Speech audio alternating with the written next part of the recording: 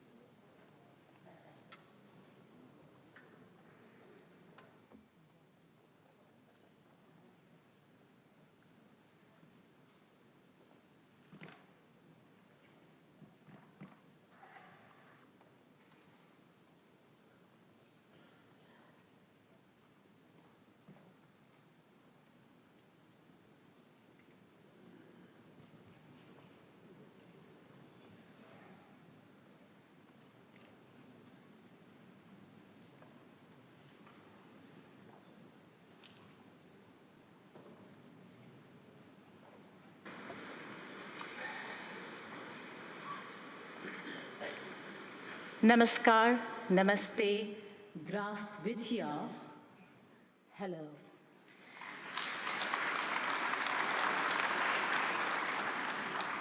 Excellencies, distinguished guests, and friends, it is a privilege to welcome you to this very important conversation at a time when the world is clearly standing at an inflection point.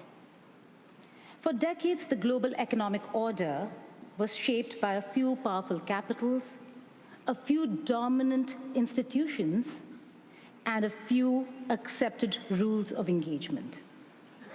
But a new global economic order and architecture is emerging, one that is more diverse, more contested, of course, but also more representative. The countries on the stage reflect that shift. We have Russia, a major power at the center of today's geopolitical realignment.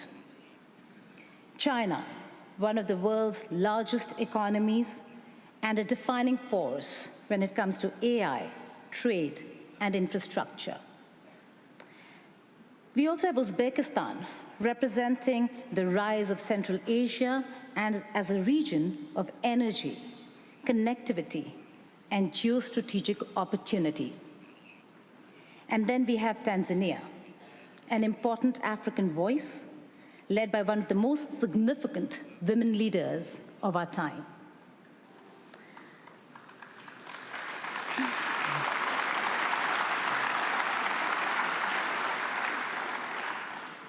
And of course, since the moderator is from India, we can say this stage also has a little bit of Indian spice, a little bit of balance, and just enough to keep everyone comfortable.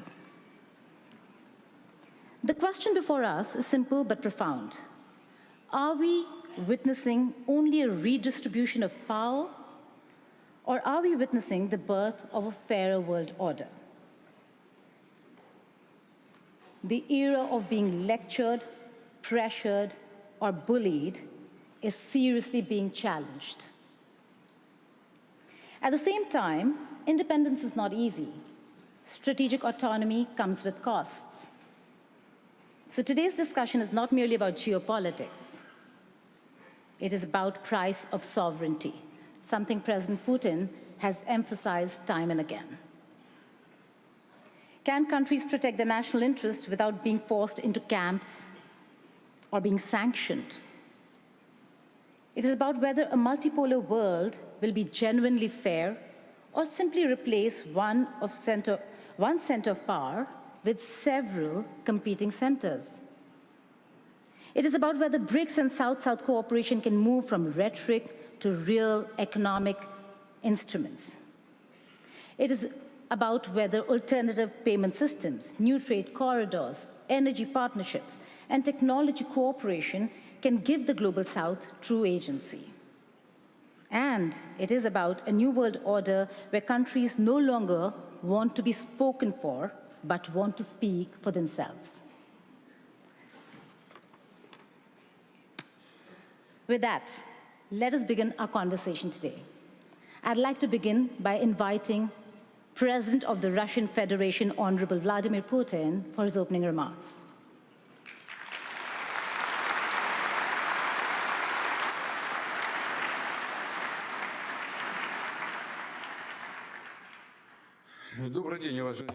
Good afternoon, ladies, gentlemen, President Mirziyoyev,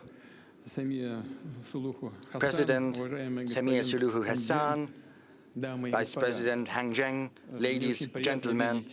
It is an immense pleasure to see this august assembly, this room packed with people. President Mirziyoyev and I have just exchanged our views, and he said the room is packed, which is testimony to the interest caused by the St. Petersburg International Economic Forum. And I would like to welcome all the participants and guests here. Russia and St. Petersburg once again host leaders of companies, businessmen, experts this year from more than 130 countries with a view to building business contacts and creating new contacts. Our moderator has just given us a very high bar to which we should rise up, and I'm going to talk about.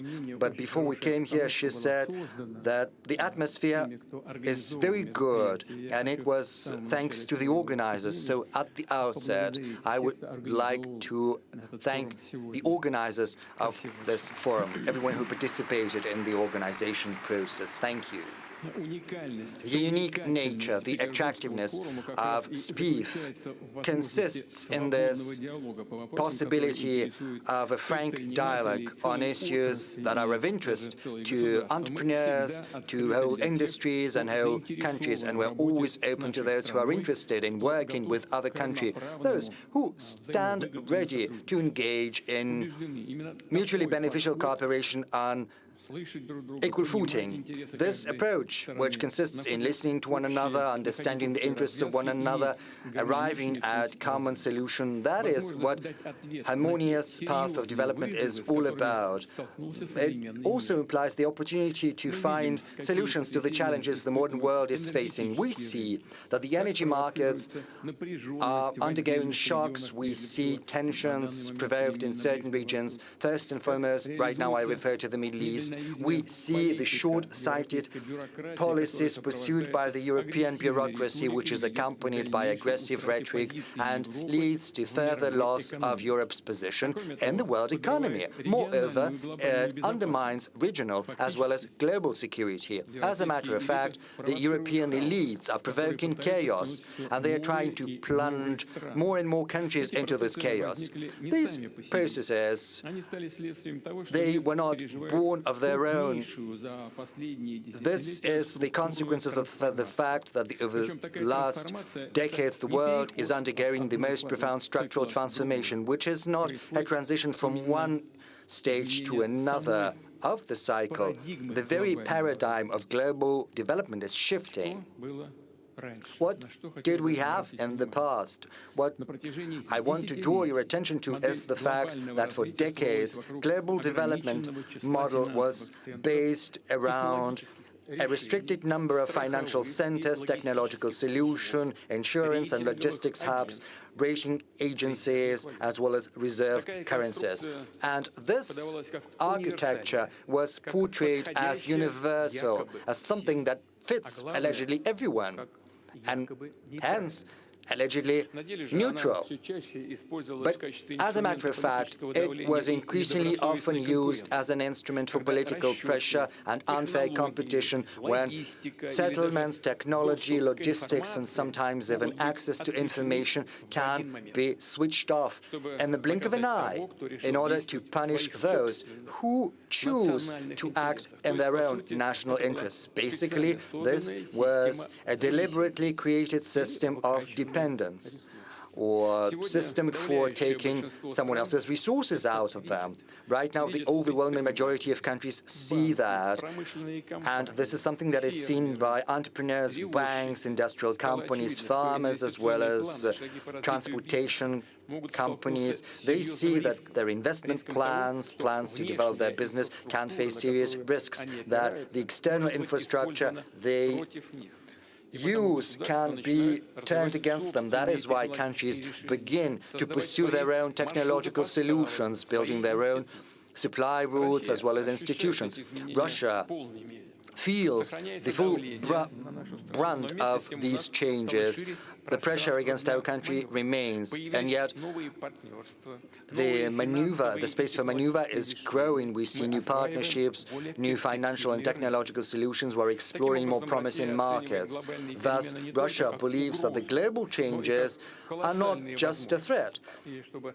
They also carry enormous opportunities, and to seize them, we're trying to act swiftly and pragmatically. I will reiterate, this current turbulence goes back to the fact that from a vertical hierarchical model which served the interests of a very small group of countries, the world is transitioning to a distributed, more comprehensive multipolar system. What am I referring to? The structure of growth is shifting in favor of new centers of development and the countries of the global south. Colleagues, you see that very well, and this is not a declaration. This is objective realities, because the countries I'm referring to see a growth of population, they see the birth of middle class, a surge in their industry, and expansion of their domestic market, which means new cities are being built, just as roads, ports, energy, and digital grids. They built their financial, educational, and scientific centers. I would like to say in that regard that the world is becoming more equitable, fairer, because economic growth is extending to a growing number of countries, giving billions of people who used to be at the periphery of the global economy new opportunities. Importantly, new centers of growth want to select their trajectory of development on their own. They want to get greater share of value added, build their own logos and standards as well as competences. So if you look at the global GDP dynamics of the last 5 years, you will see that almost half of its annual growth, 49%, is accounted for by BRICS countries, whereas the contribution of the so-called Group of Seven is estimated at 18%. Just for your information, I can tell you that in 2021-2025, the global economy grew on average by 4.1%, annually 2% accounted for by BRICS, and just 0.8% accounted for by the G7. Right now, the share of BRICS in the world GDP based on purchasing power parity stands at 40%, whereas the G7 share is less than 29%. So BRICS has already overtaken the G7, and it did so back in 2020, but this gap is increasing. This gap is expected to grow in favor of BRICS. But what are the sources explaining this process? This is due to the fact that BRICS is going to grow at a steadily greater pace. The pace is greater right now, but this trend is going to persist.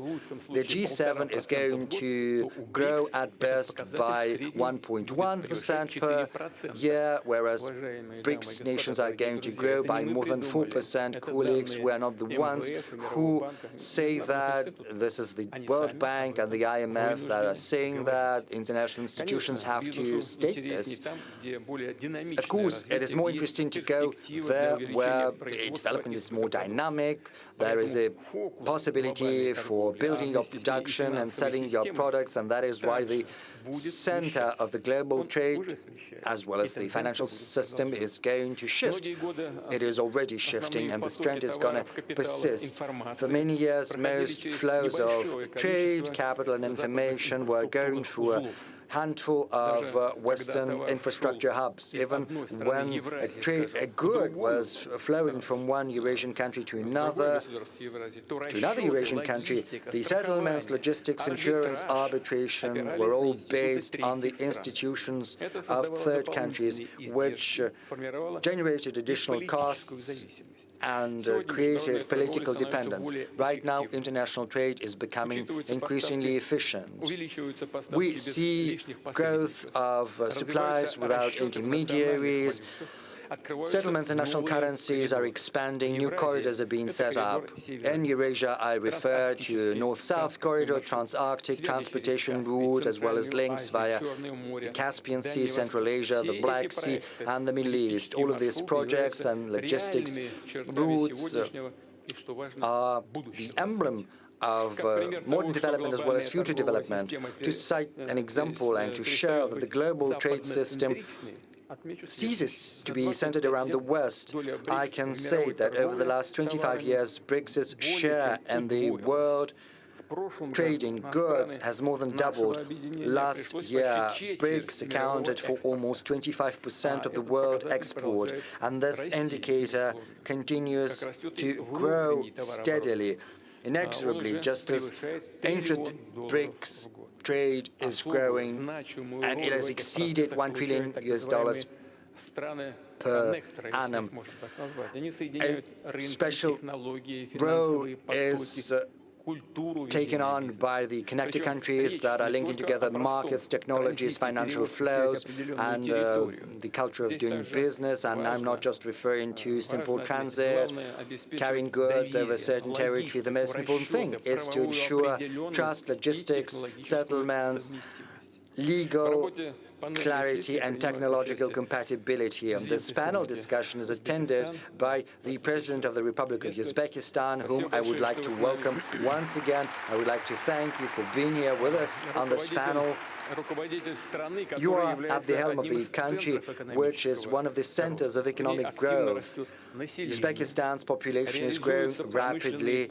It is pursuing industrial plans, improving its agricultural as well as energy potential. Its domestic market is growing too. At the same time, Uzbekistan acts as an important link between Russia, Central Asia, South Asia, China, and the Middle East. When your individual development is harmoniously complemented by advantages of links to other centers of multipolar world, well, these examples are going to be increasingly numerous, and this fully applies to another guest of ours from Tanzania. Once again, welcome, Madam President. Tanzania plays a similar role in East Africa. There's another important trend I would like to point out. The global trade architecture is drifting away from its original principles of the World Trade Organization. Starting from the beginning of the 21st century, the number of bilateral, regional, as well as mega-regional trade arrangements has more than quadrupled. Why is this happening? The erosion of the World Trade Organization was set off by the very authors of these organizations, the Western nations to be more precise. When it benefited them, they promoted the WTO, they invited other countries to join, but once the West started to lose in this competition, universal common rules for the trade introduced by the WTO lost their interests to them. They became more of a burden, and that is when they turned to unilateral restrictions and so-called sanctions. and thus the Western countries basically switched off the WTO mechanisms, undermining trust in them. And once there is no trust, the institution can no longer function properly, and that means the businesses, the countries will have to find another solution, and they are doing that in the form of bilateral as well as multilateral trade arrangements.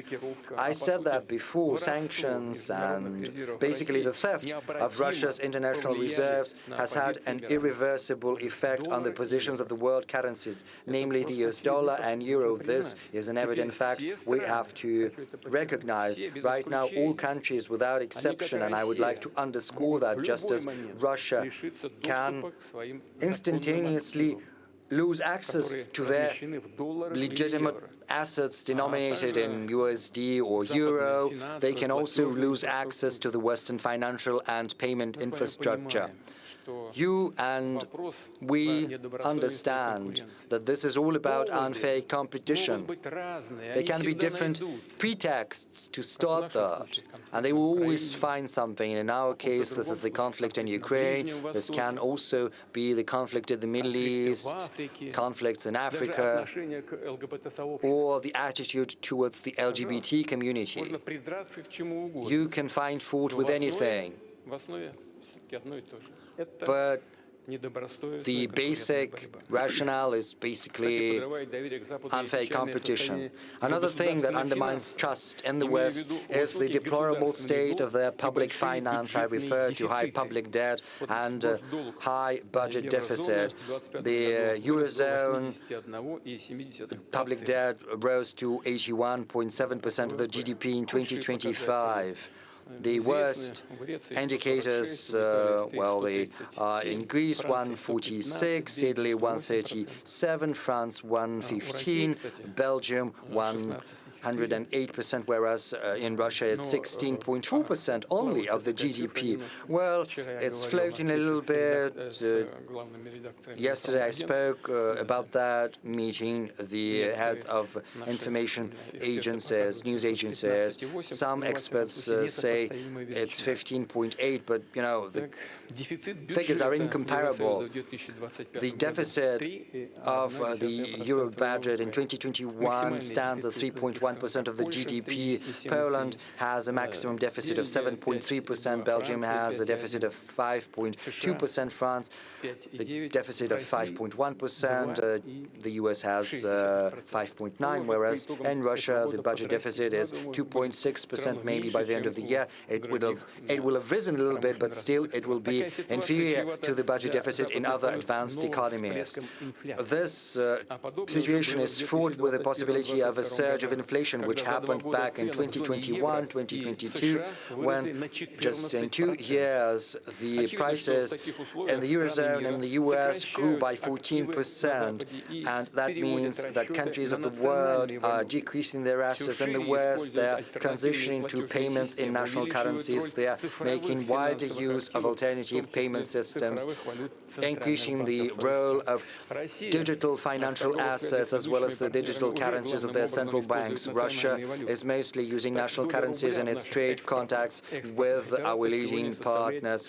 The share of ruble in our exports stands at 65% or so, so almost 2/3. I would like to underscore that the world needs a modern, agile and responsible financial architecture without any risks of restrictions or barriers, rather with incentives for sovereign development. These instruments have to decrease costs, speed up settlements, increase access to funding. And of course, we have to make sure there is no tax evasion, no fraud, no money laundering. This is something that has to be in our spotlight always. Historically, the West has been seen by other countries as the source of technological development. But right now, we see some fundamental shifts. In this context, over the last 25 years, the BRICS countries have significantly increased their high-tech export. Right now, it has risen to more than 1/3 of their global supplies, which means that the global technical leadership is shifting. This is a gradual process, and yet it is already ongoing. Our strategic partner, China, has most patents in artificial intelligence. Incidentally, Russia also has very good, promising advancements there. Let's give a round of applause to the Vice President of the People's Republic of China, whom we would like to welcome. Another key partner of ours is India, which is one of the leading players in the IT industry. It accounts for a significant share of the global software market.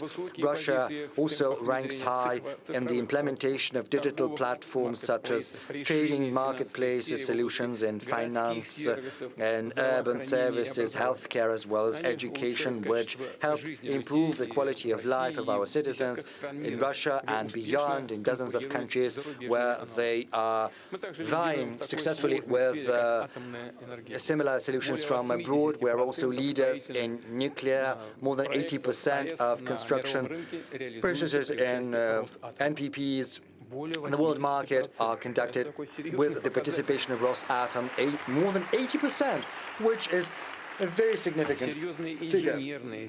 We have very good engineering as well as technical groundwork in managing water and energy resources, which is gaining an increasing attention in Asia, Africa, and on the world in general. I believe colleagues participating in the panel discussion will agree with that. It is evident that the global transformation is mostly due to technical progress. Experts believe there are three key technologies for today and for tomorrow that are capable of transforming the lives of our citizens, how our business is being done, and how the government is operating.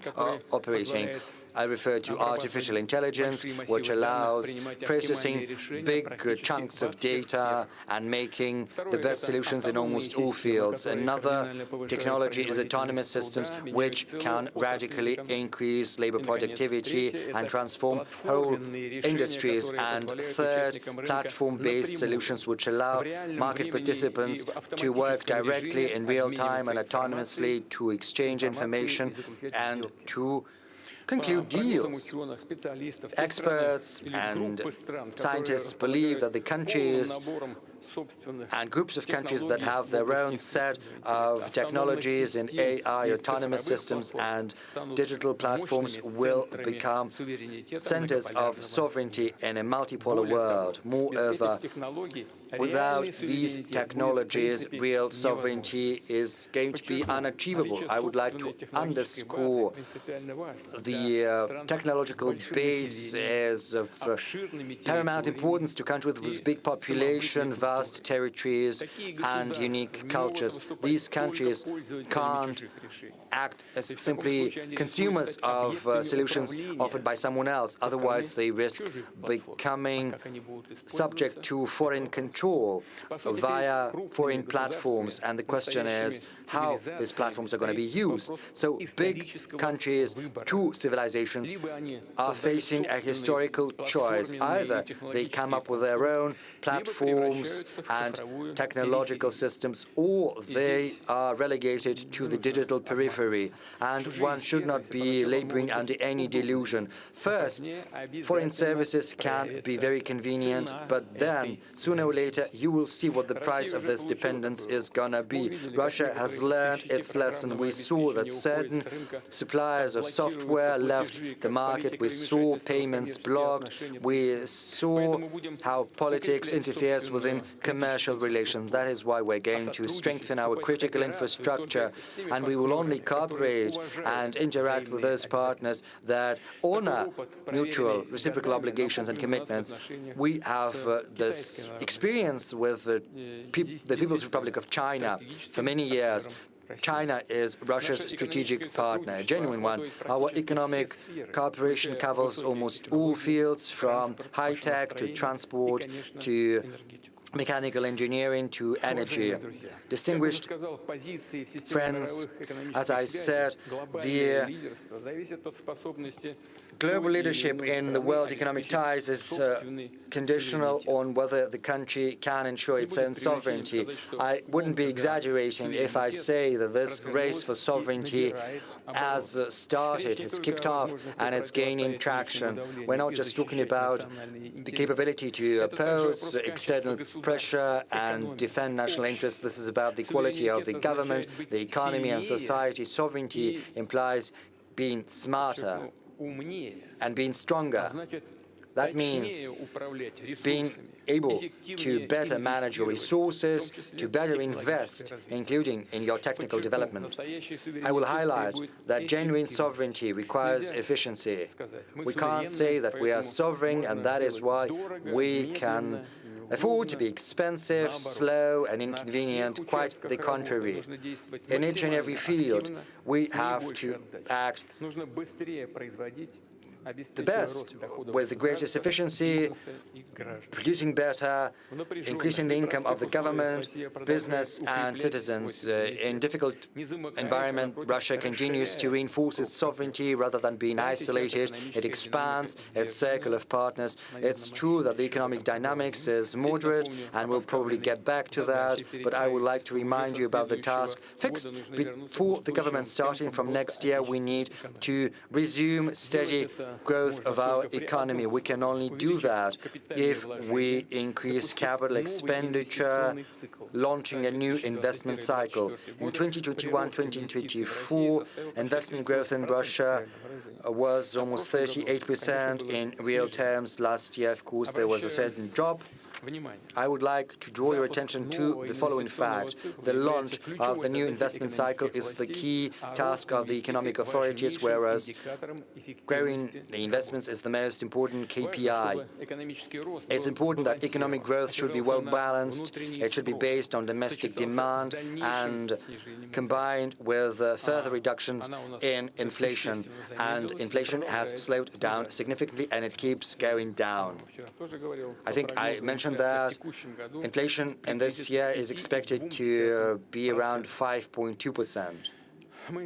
Colleagues and I are in regular discussions about the economic agenda, and I would like to point out that the industrial output, the GDP and consumer activity in Russia, all of that is now in the black.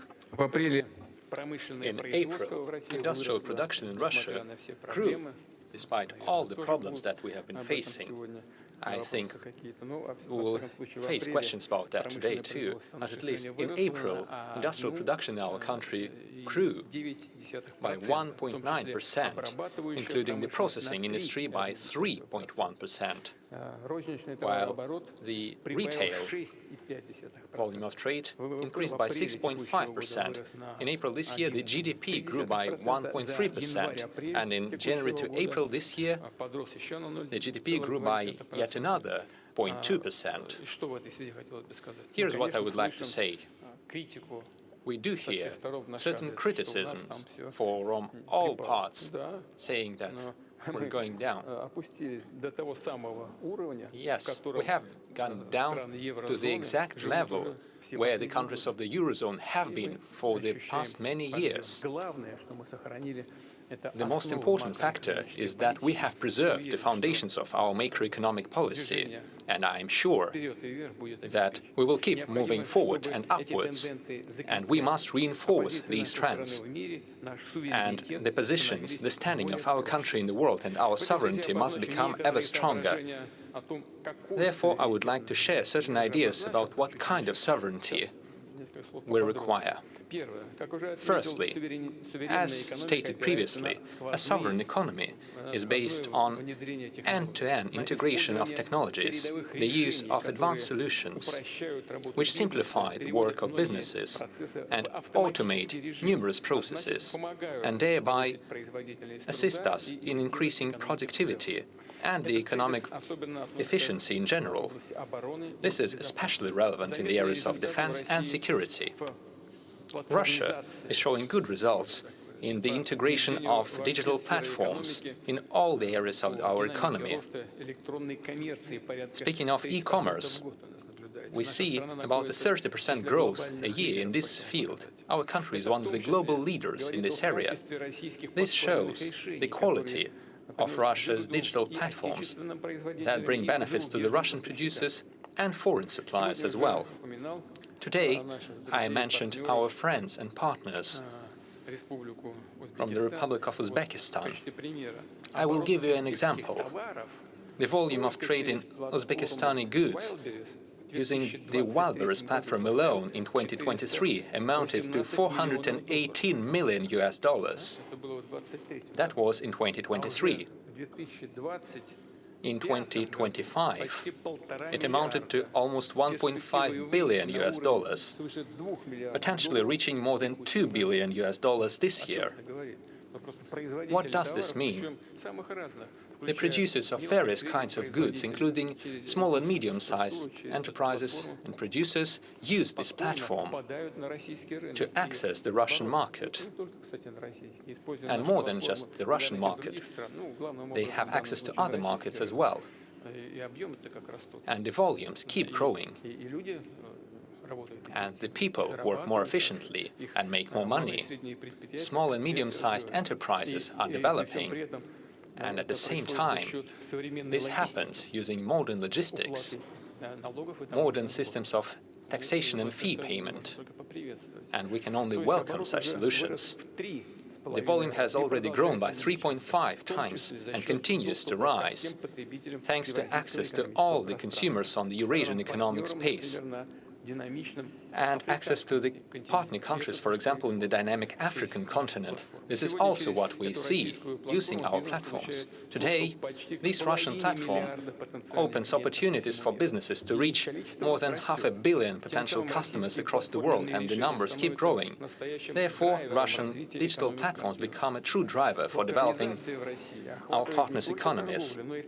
The introduction of platforms in Russia involves trade, transportation, finance, logistics, tourism, as well as healthcare, education, media, and other spheres. We must build up work in this area and continue integrating digital platforms using artificial intelligence and autonomous systems. We have adopted a national AI development strategy. I will ask the government to prepare similar national strategies for the development of autonomous systems and digital platforms. At the Future Technologies Forum, which will take place in the beginning of next year, I suggest discussing the development of ecosystems of digital platforms in the economy. I will ask the relevant interministerial work group under the presidential administration to support the preparation for this forum. The second point I would like to make. Today and in the future, the sovereignty of the country is defined by people, their knowledge, their professionalism, their capacity of learning new technologies, creating new advanced goods, services, and entire niches in the market. These professional skills must be well paid. Only in case we ensure high quality of living and high salaries, our country shall be competitive and successful from the demographic standpoint. With our strong professionals who are ensured of their professional future and their careers, Russia has one of the lowest unemployment rates among all the industrially developed countries. It currently stands at about 2.2% of the economically active population.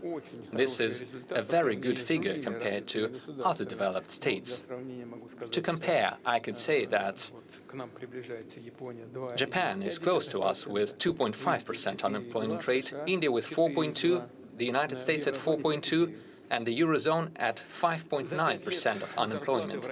Over the past 5 years, salaries in the Russian economy have grown in real terms by more than 30%. I am talking about real terms, minus inflation. The rates are definitely high. Let me underline that further stable growth of salaries shall be linked primarily with increased productivity, as well as efficient organization of production based on modern technological solutions and our strong school of engineering. There is another matter related to labor mobility, when specialists can find more advanced and highly paid jobs at a new enterprise in a different region of the country, where professionals are more demanded and where they may find new industries from the strategic areas that create goods with high added value.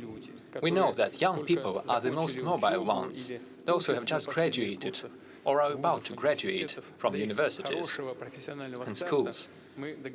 In order to ensure their professional start in the career, we agreed to legalize and create a legal framework for internships, defining the obligations of the employers and labor guarantees for the employees. We also agreed to modernize the student contract and to adapt it to modern conditions.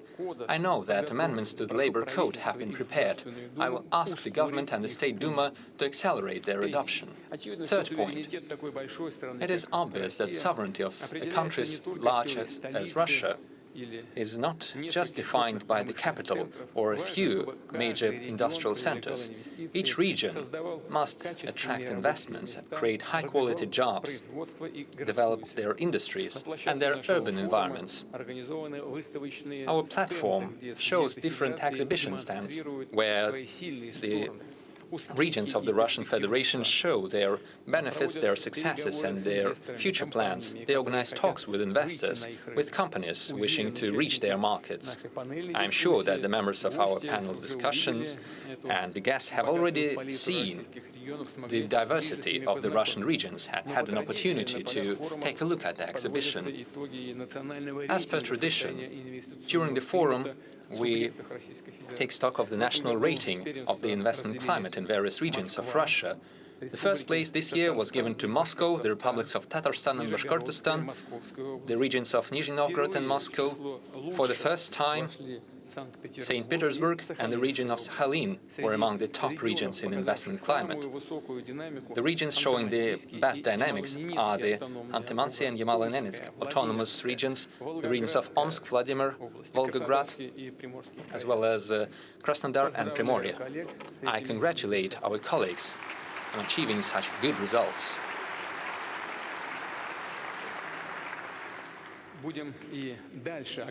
We shall continue providing the necessary financial support to the regions, including using the infrastructural budget loans.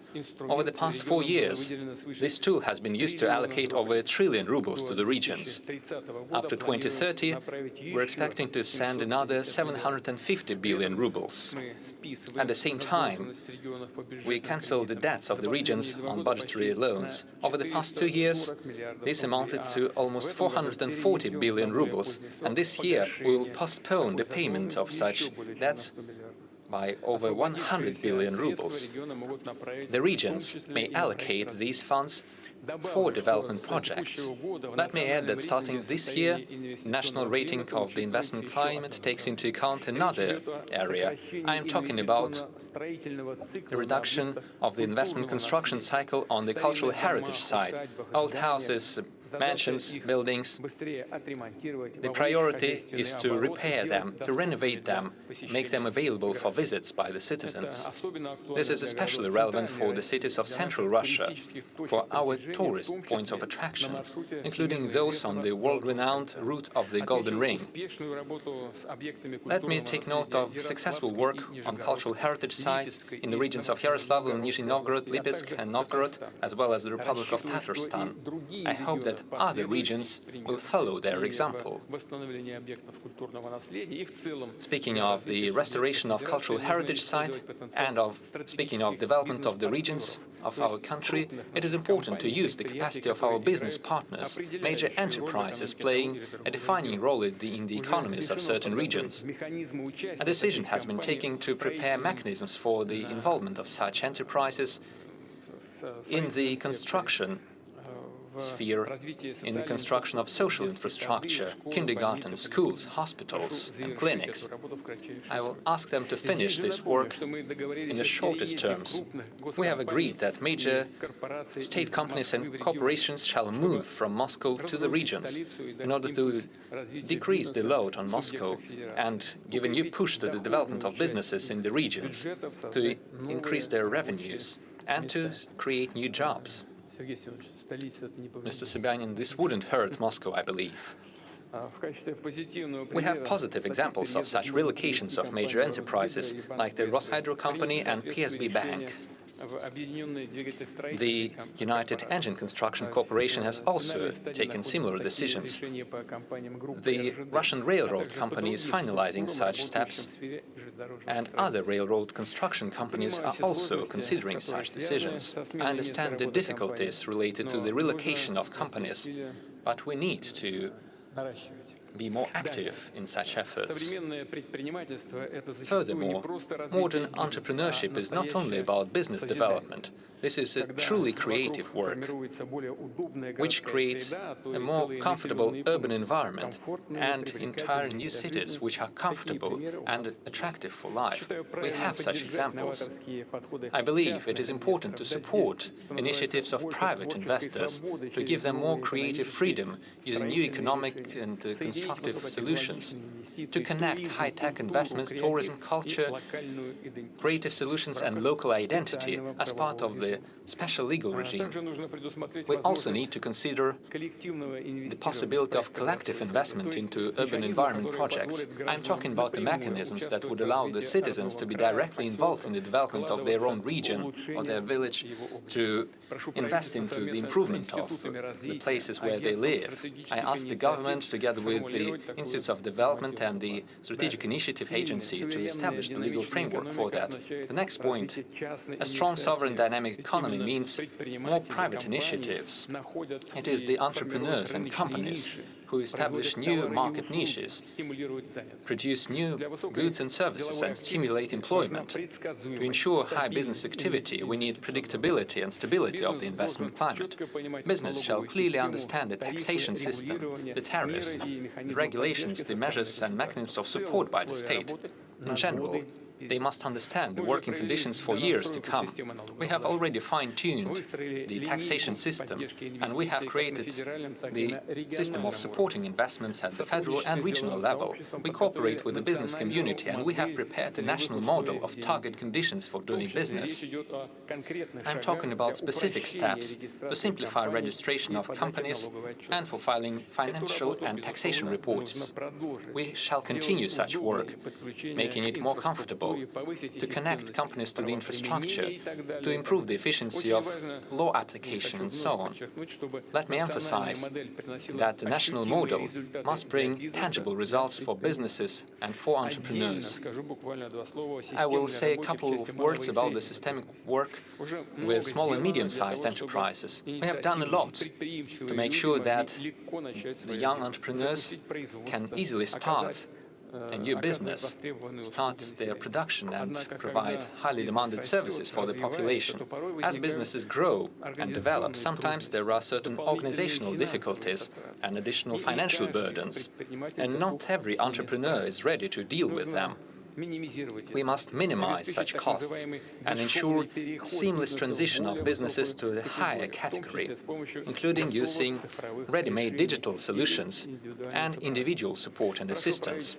I asked the government, together with the Web Bank and with the business communities, to prepare a concept for a smooth transition for growing businesses, which would encompass all the stages, from self-employment to individual entrepreneurship, and then to an enterprise with all the boons of corporate management. And we must take into account the transition of the economy to greater use of digital platforms. Let me point out the following. This topic has been in the center of discussions, as I know. Starting from this year, the revenue threshold for the application of simplified taxation system has been reduced. It currently sits at 20 million rubles, going down next year to 15 million rubles, and down to 10 million in another year. We have discussed this issue with the business community in great detail, as well as with the chair of the government of the Russian Federation. I believe it is possible to postpone the further reductions of the threshold of revenue.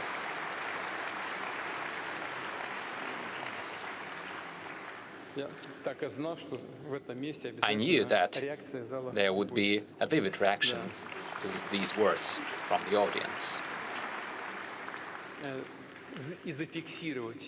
We must keep this at the current level. I will not give the specific timelines, but the further the better. I ask the government, together with the members of the State Duma, to take the necessary amendments. And together with the representatives of business communities, I suggest thinking about more preferential and comfortable rates and conditions for small and medium-sized enterprises in the production areas. I think this would have a positive effect on establishing a more fair and competitive business environment. This task of the so-called whitening of our economy has been set forward, and we will advance in finding a solution. And the next point, a strong and sovereign country cannot be closed off or isolated. Life has proven that we must produce critically important produce and goods. We must reinforce the infrastructure that has the highest importance for state security, for entrepreneurs, and for improving the quality of life. At the same time, we must build up links with our foreign partners, establish cooperation, advance transborder projects. We shall continue carrying out our plans to expand our automobile roads and railroads. Using Russian technologies, we shall develop the network of high-speed railroads. We already have the pilot project, the Moscow-St. Petersburg Railroad. We shall also expand the capacity of seaports and the Trans-Arctic Transportation Corridor as a global artery. We shall develop the Russian trade and ice-breaking fleet, build tankers and other vessels of different classes. Our goal is to become one of the top 10 countries in the deadweight of our trade fleet. I ask the government, the transportation ministry, to continue working to increase the attractiveness of our national trade flag. Our own logistical and industrial, technological and financial resources and a predictable environment for businesses and professional development are great competitive advantages in the global market. These are the preconditions for successful work with the countries and the investors interested in cooperation and partnership, with those who want to build up mutually beneficial alliances with us, those who want to invest into Russia, into joint businesses, and invite our Russian companies for cooperation. I am sure that the organization of events such as the St. Petersburg Economic Forum shall make a great contribution into this major and very important work, allowing all of us to achieve new success, to ensure the flourishing of our countries and people. Thank you for your attention.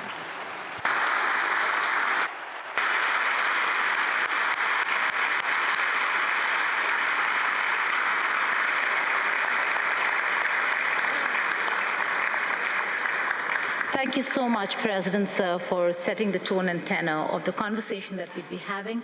But before we go further, let me invite the President of the Republic of Uzbekistan, Honorable Shavkat Mirziyoyev. Thank you so much, sir. Please.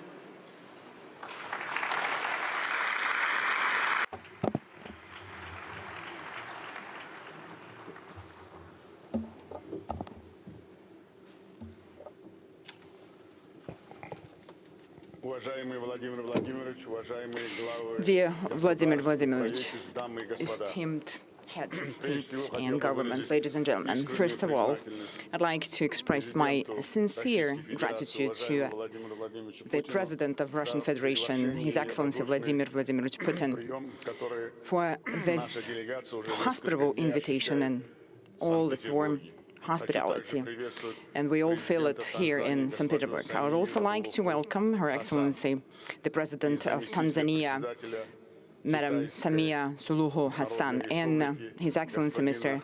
Han Zheng, the Vice President of the People's Republic of China. It is a great honor for me to participate in the St. Petersburg International Economic Forum, which over the course of its 30-year history has become one of the most prestigious and sought-after platforms for discussing the key matters on the global agenda. I am delighted to be back in St. Petersburg, the cultural capital of Russia, a city with a special history linked to Uzbekistan, spiritual closeness and human destinies. That's the connection we have. During the harsh war years, many Uzbek people participated in the defense of Leningrad, while Tashkent sheltered more than 1.5 million evacuated children, women, and elderly people. The memory remains part of our shared moral fabric, the memory of the victory we share. Dear forum participants, today, right here on the banks of the Neva River, we remember, we recall the past, we reflect on the past, and we're also discussing the future and the new architecture of the global economy. Just now, Vladimir Vladimirovich has brought our attention to that. That's what we feel, that's the new architecture of global economy. There is transformation going through the whole world. Transportation routes are changing, new supply chains are being formed, modern technological platforms are emerging, and artificial intelligence is being deployed all over the industries. Fundamental rethinking, reassessment of energy, food and digital security is taking place. Competition is increasingly evident not only in the struggle for markets and natural resources, but also is shifting into the realm of technology, algorithms, logistics, and infrastructure. Amidst the turbulence in the global economy, states and regions that play a consolidating role, and I'd like to emphasize in particular consolidating role, and they are there to establish a proper area for cooperation, sustainability, and mutual benefit. Uzbekistan for millennia has been the heart of the Great Silk Road. Through Samarkand, through Bukhara and Tashkent, not only goods has been passed through that route, ideas and knowledge, culture and religion traditions also were intermingled. So that's why the openness has never been a choice for us, but a vital necessity and civilization code. Now it is taking in new content. Uzbekistan and Central Asia as a whole are emerging as an independent center for economic growth. Here, the transportation, technological, and demographic frames are there, and that's the future coverage. The crossroads of the main lines of communication between North and South, West and East is taking shape here. To firmly secure this growing trend, we urgently need connectivity of a completely new level. This involves not only linking traditional transport, logistics, and energy corridors, but also integrating digital payment and industrial infrastructure. A strong, consolidated, economically interconnected, open, and sustainable Central Asia would serve the strategic interests of all our partners. Ladies and gentlemen, Russia for Uzbekistan is more than just a regional neighbor. It is our time-tested strategic partner and ally.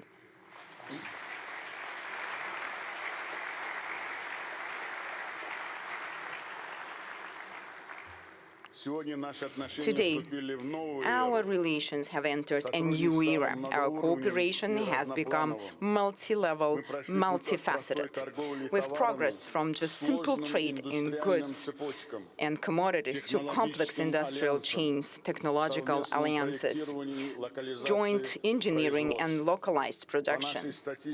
According to our statistics, mutual trade turnover has more than tripled over the recent 10 years, rising from $4 to $13 billion. The current portfolio of joint projects with Russia exceeds $50 billion. Trade and economic cooperation between the regions of our two countries is steadily expanding. Our main partners are involved completely, Moscow and St. Petersburg.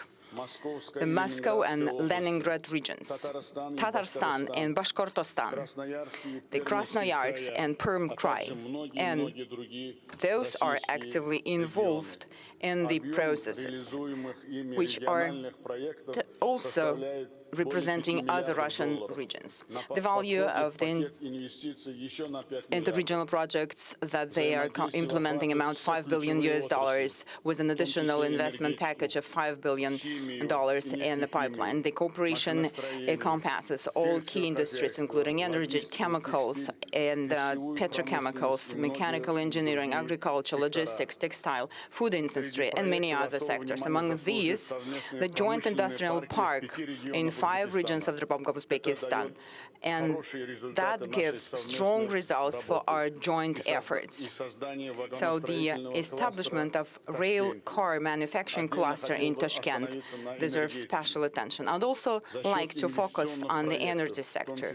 Through investment projects, including those involving Russian partners, we've increased our electricity production by 1.5 times, from 58 up to 87 billion kilowatt hours. We plan on increasing generation up to 120 billion kilowatts by 2030, 54% of which will come from renewable energy sources. Our capacity will also be enhanced with the commissioning of the first hybrid nuclear power plant in Uzbekistan, with the great involvement of Russian Federation. Well, yesterday you were witnessing, we participated together with His Excellency Mr. Vladimir Putin. We've attended the first concrete pouring ceremony for the construction of the first nuclear power plant. For us, it's a long-term development project. We also develop our new School of Engineering. We adopt advanced technologies. We also intend to collaborate in other areas of the peaceful use of atomic energy, such as medicine, agriculture, industry, and science. Dear friends, under current conditions and circumstances, technological and industrial cooperation between Uzbekistan and Russia should not be confined to bilateral level only. We are focusing on broader areas of cooperation, spanning industrial potential, resources, markets, and expertise. Therefore, we are initiating the formation of a Eurasian technological industrialization belt. This is an interconnected system of industrial and technological clusters united by a single digital platform for industrial cooperation. We're talking about creating full-cycle chains from technology development and personnel training to the localization of industrial manufacturing and entering into foreign markets. We propose implementing this initiative on the basis of the already proven platform Innoprom Central Asia. And I'd like to emphasize here that within this period of time, within these years, we were able to gain great experience of joint efforts. It is held annually in Tashkent. This approach will enable businesses to find partners directly and establish mutually beneficial relationships. Ladies and gentlemen, well, indeed, digitalization is a promising area of cooperation. There is no doubt in that, as it is becoming a new language of economy. While infrastructure used to mean roads, pipelines, and power lines, today it primarily entails digital platforms. They form an entire ecosystem comprising jobs, logistics, payment services, and new export opportunities. Uzbek businesses are actively developing digital solutions and are open to technological partnership with a wide range of countries.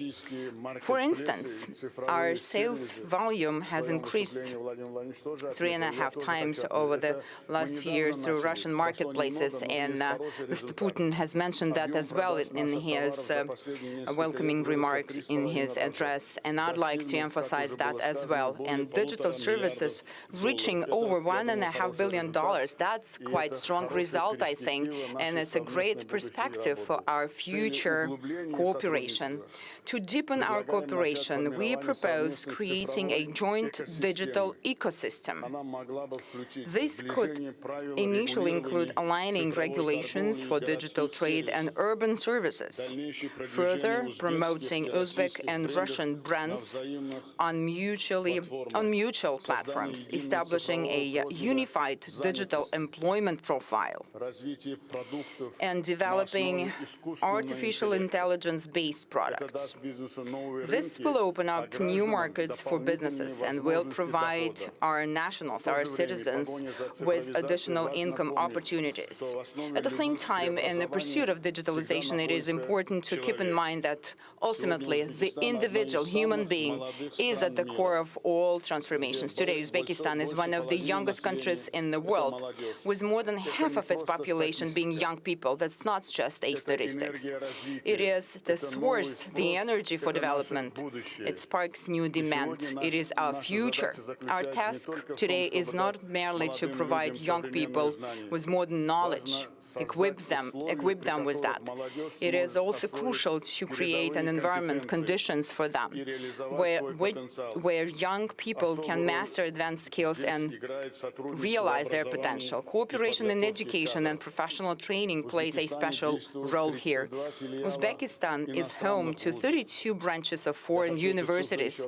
I'd like to repeat this figure. It is important. Together with Vladimir Vladimirovich, we worked together, and there was great support on behalf of Mr. Putin. Out of 32 branches of foreign universities, 15 are from Russian Federation. That's the largest network of Russian universities abroad.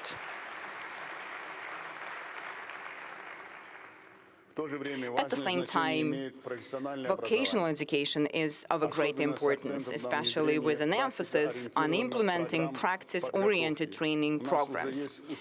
We already have some successful examples, such as launching of the first joint engineering schools in Almaly and Tashkent.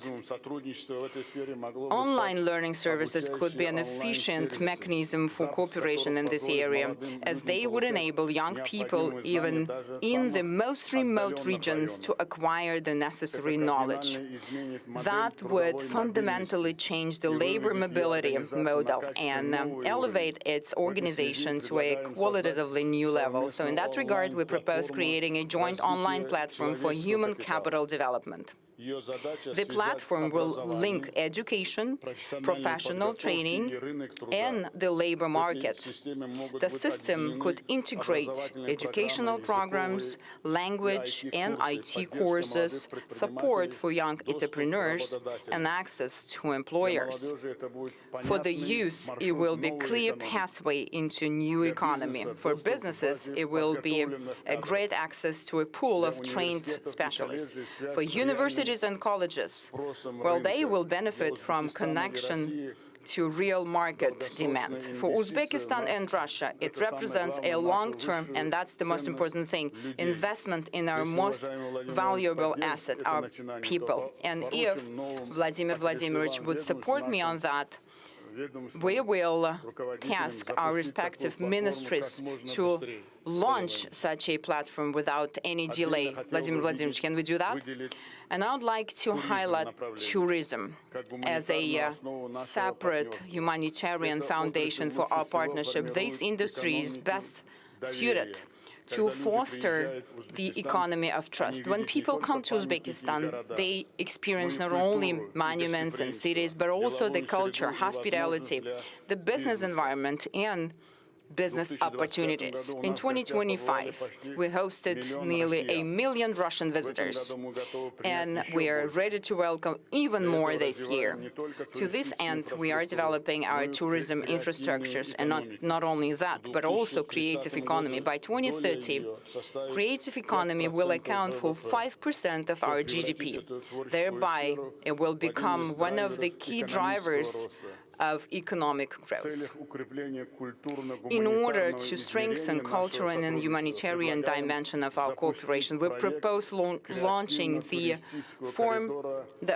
project named From Samarkand to St. Petersburg, and that will be Creative Tourism Corridor.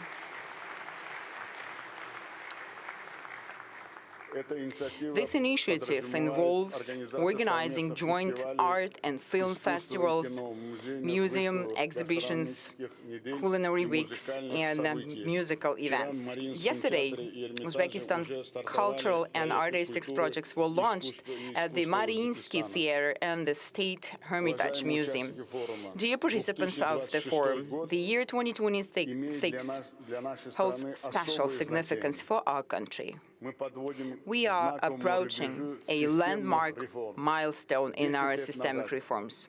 A decade ago, we embarked on the construction of a new Uzbekistan based on openness, inclusivity and pragmatism.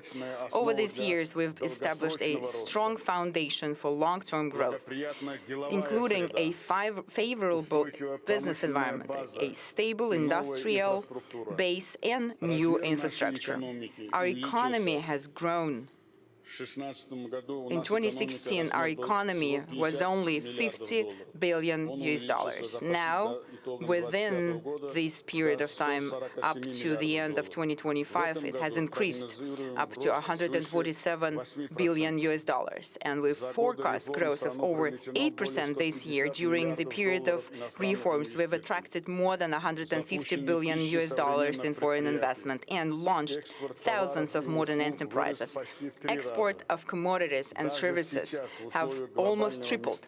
Even right now, amid global instability, Uzbekistan continues to demonstrate sustained growth. Our economy is becoming more diversified. The domestic market is expanding, and the demand is growing for modern technologies, infrastructure, and high-quality jobs. One of Uzbekistan's key strengths is its young, vibrant, and rapidly growing population. This provides a long-term foundation for the development of entrepreneurship, technology, services, and industry.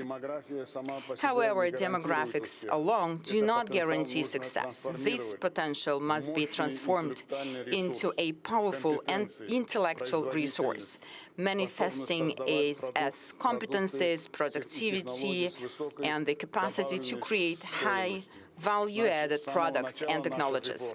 Since the beginning of our reforms, we've been committed to integrating market efficiency and social responsibility. This is the defining feature of the Uzbek model of economic development. The growth must be not only just rapid, it must also be sustainable, inclusive, and focused on improving people's quality of life.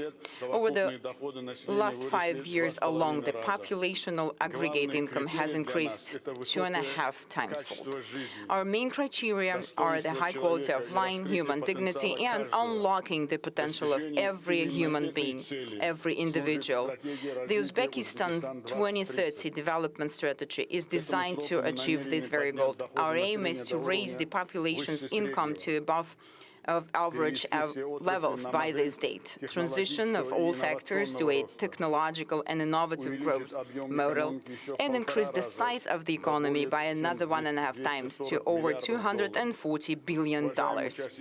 Dear foreign participants, we are consistently creating all necessary conditions for global investments here in Uzbekistan. We are establishing a favorable business climate, improving market institutions, and increasing the level of competition and production potential. We invite present here investors to create new industrial value chains with the high value-added values. Our priorities are the deep localization of competences, production, and R&D, as well as the development of modern engineering and new export avenues.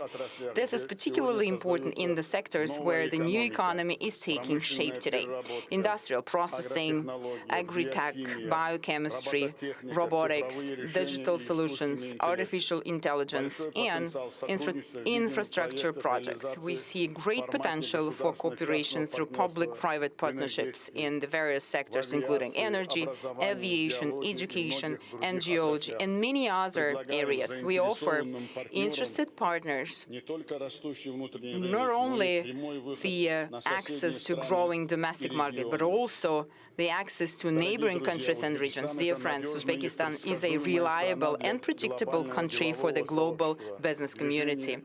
The trend of our economy towards the highest level of openness is objectively confirmed by leading rating agencies. This year alone, our country has risen another 14 places in the index of economic freedom. In recent years, we've placed $16 billion worth of sovereign and corporate bonds on international markets. Last month, the London Stock Exchange hosted the initial public offering of shares of the National Investment Fund of Uzbekistan that consolidates the assets of our major state-owned companies. In order to further develop the capital market and create a sustainable financial and investment platform that operates according to the best standards, we've started to set up the Tashkent International Financial Center. The center's special legal and tax regime will provide investors with convenient tools and reliable guarantees for conducting business. Taking this opportunity, I would like to invite all of you to the Tashkent International Investment Forum, which will be held on June 16 through June 18, and that will provide an opportunity to gain first-hand experience of the opportunities and prospects of new Uzbekistan. Ladies and gentlemen, the theme of this year's forum, the motto of that, is quite symbolic. It's pragmatic dialogue, the path to a stable future.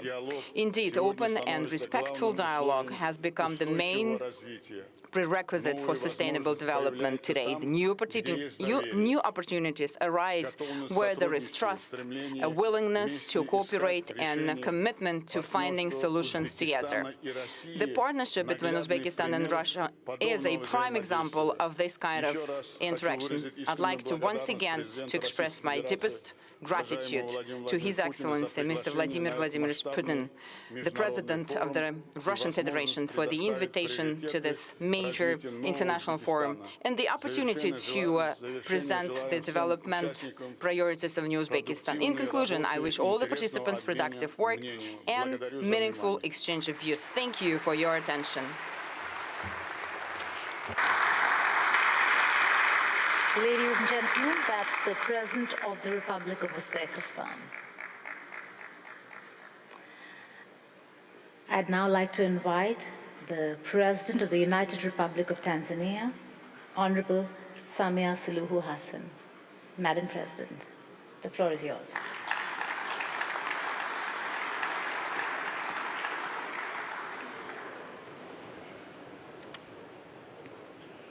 Your Excellency, Vladimir Putin, President of the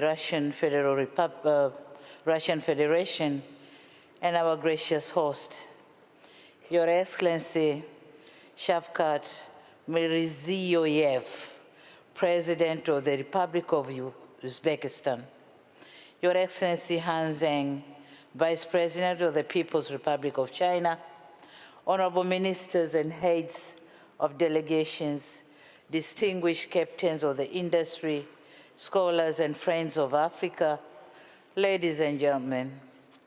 At the outset, permit me to convey warm greetings from the fraternal people of the United Republic of Tanzania, greetings from the snow of Mount Kilimanjaro, the highest freestanding mountain in the world. Thank you. Greetings from the great plains of the Serengeti, where the wildebeest migration writes one of the nature's oldest and most magnificent stories, and greetings from the Spice Island of Zanzibar.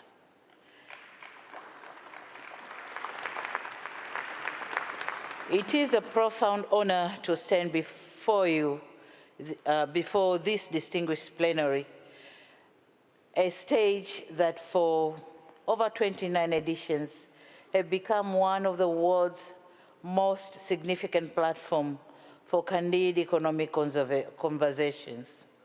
I sincerely reiterate my profound appreciation to our host, His Excellency President Putin, and the people of the Russian Federation for the warm hospitality extended to me and my delegation since our arrival in this magnificent country.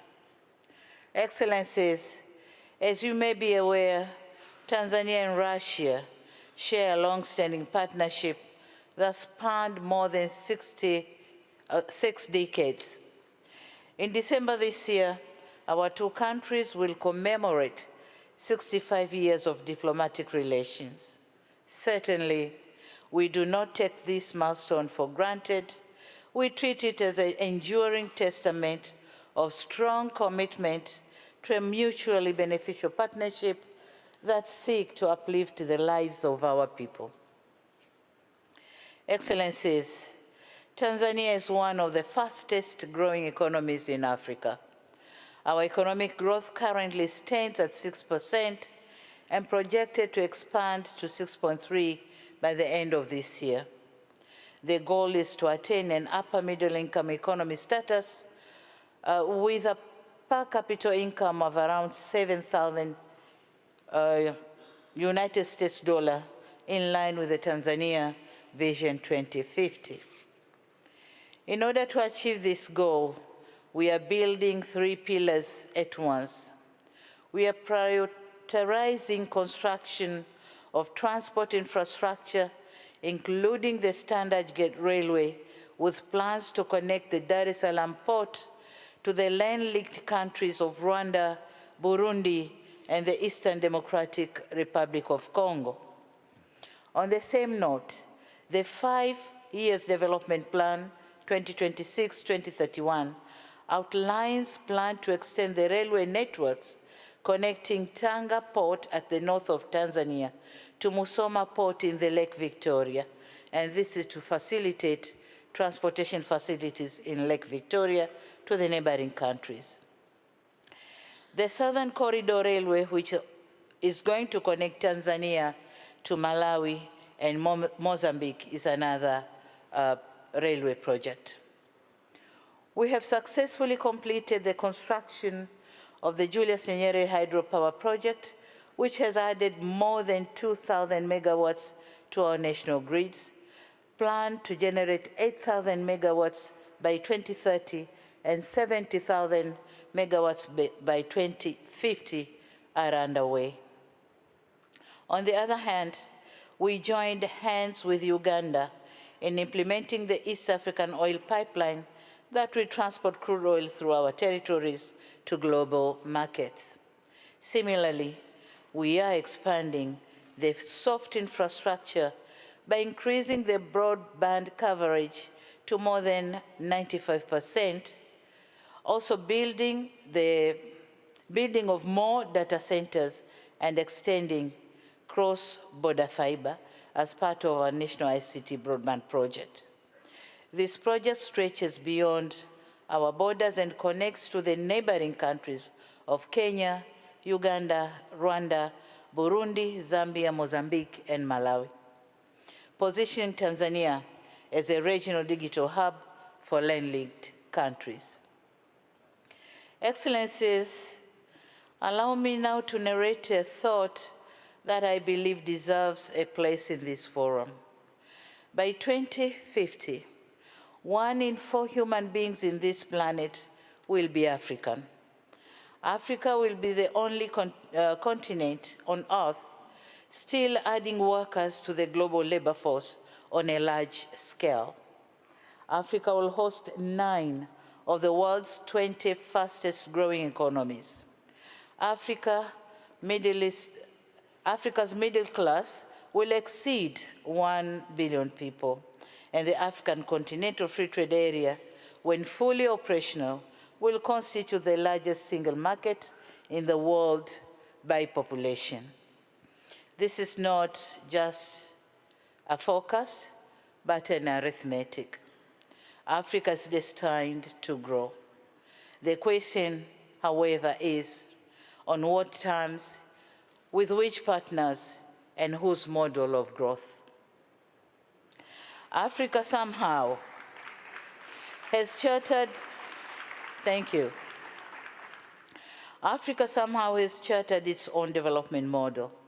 It is clearly articulated in the African Union's Agenda 2063, operationalized through the African Continental Free Trade Area, the Program for Infrastructure Development in Africa, and the development plans in our regional blocs. To date, talking of our bilateral relation between Tanzania and Russia, to date, relations between our investment authorities, the Russia's Congress, and the Tanzania Investment Authority have been formalized through signing a memorandum of understanding which will open a new bridge of business to Tanzania. Concrete steps have been taken to review our laws and regulations for purposes of creating favorable investment environment and henceforth attracting more capital investment. In 2025, we created a one-stop center for all investors coming to Tanzania.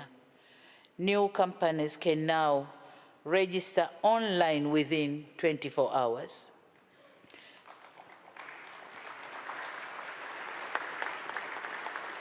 And this has transformed Tanzania into the fastest growing investment destination in Africa, receiving around 12 billion worth of foreign direct investment in 2025, compared to merely 3 billion in 2021. We are proud to say Russian enterprises have contributed to this growth trajectory. Our trade has equally remained steady at around $4 million annually.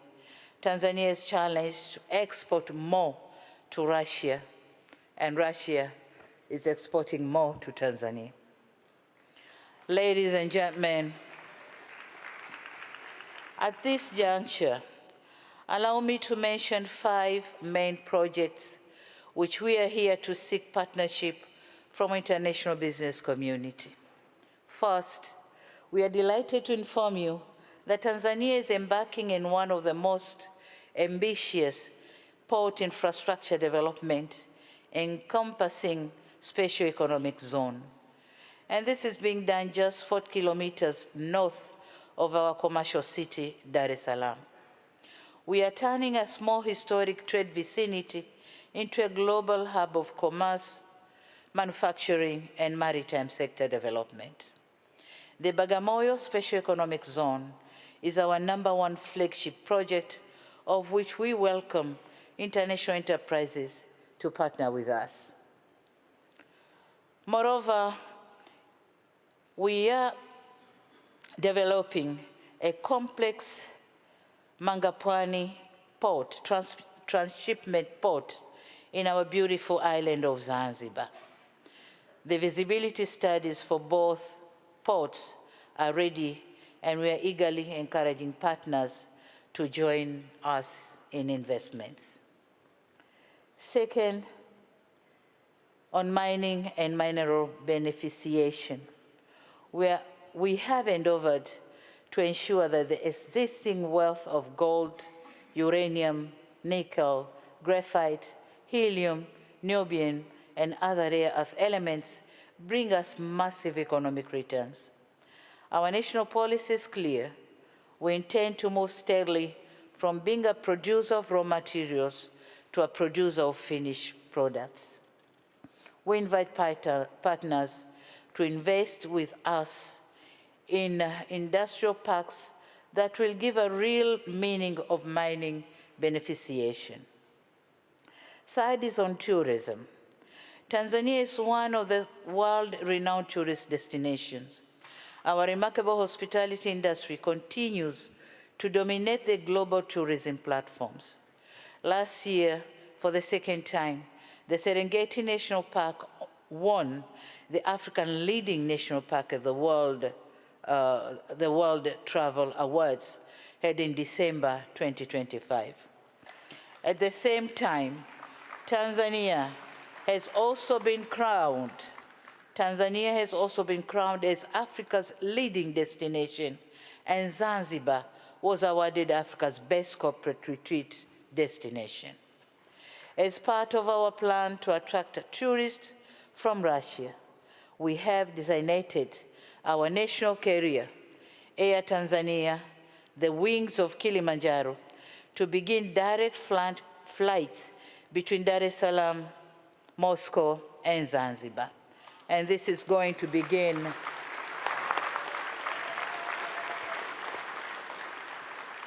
the first flight is expected to be on the 2nd of July this year.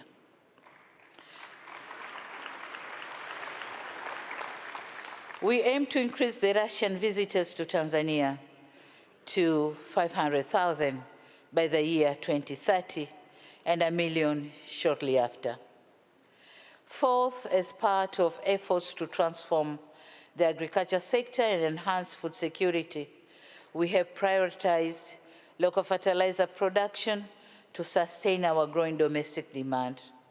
Since Russia is the world's largest exporter of fertilizer, Tanzania highly encourages establishment of the local fertilizer plants geared to serve the country and the region at large.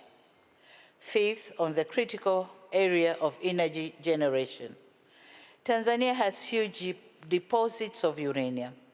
Our main target is to use some of it in generating nuclear energy to meet the growing demands, which is expected to reach 8,000 megawatts by 2030 and subsequently 70,000 megawatts by 2050. It is in this context that Tanzania is advancing to nuclear energy as part of our long-term strategy to diversify our energy mix and support sustainable economic growth. To guide this effort, we have developed an ambitious national roadmap for nuclear power development, including the use of small modular reactors in our long-term energy strategy. And here, the Rosatom company of Russia has shown great interest, and we are under discussion with them. In conclusion, Excellencies, it suffices to say that the world is moving faster that necessitates developing countries to keep the pace. We must go where the wind blows. Indeed, this is a time for partnership, clarity, and trust. Above all, it is a time for us to take charge and realize our full potential. In this situation, I dare say that Tanzania is open for business. Tanzania is ready for new ideas and innovation. Tanzania is open for collaborations with international partners.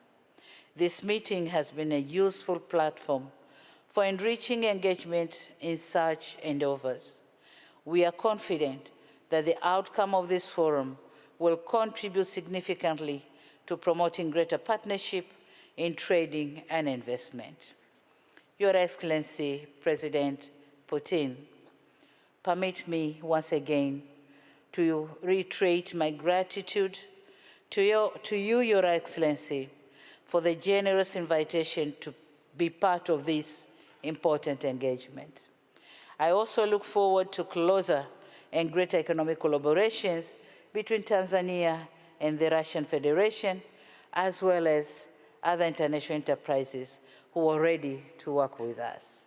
Asante sana, spasiba bolshoi. Thank you very much.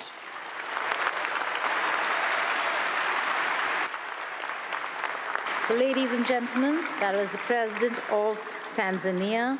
Tanzania is open for business.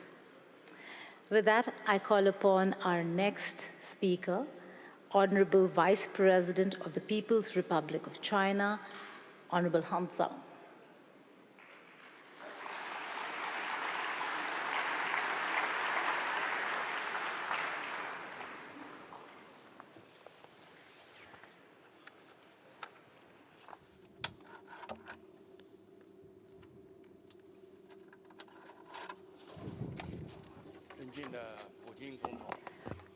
Esteemed President Vladimir Putin, esteemed President of Uzbekistan, President of Tanzania, dear ladies and gentlemen, it is a great honor for me to take part in the 29th St. Petersburg International Economic Forum. The current forum is held under the slogan, the pragmatic dialogue pathway to a stable future. And this is in line with the efforts of all the countries, especially in the current situations. We're striving for stability, cooperation, and development.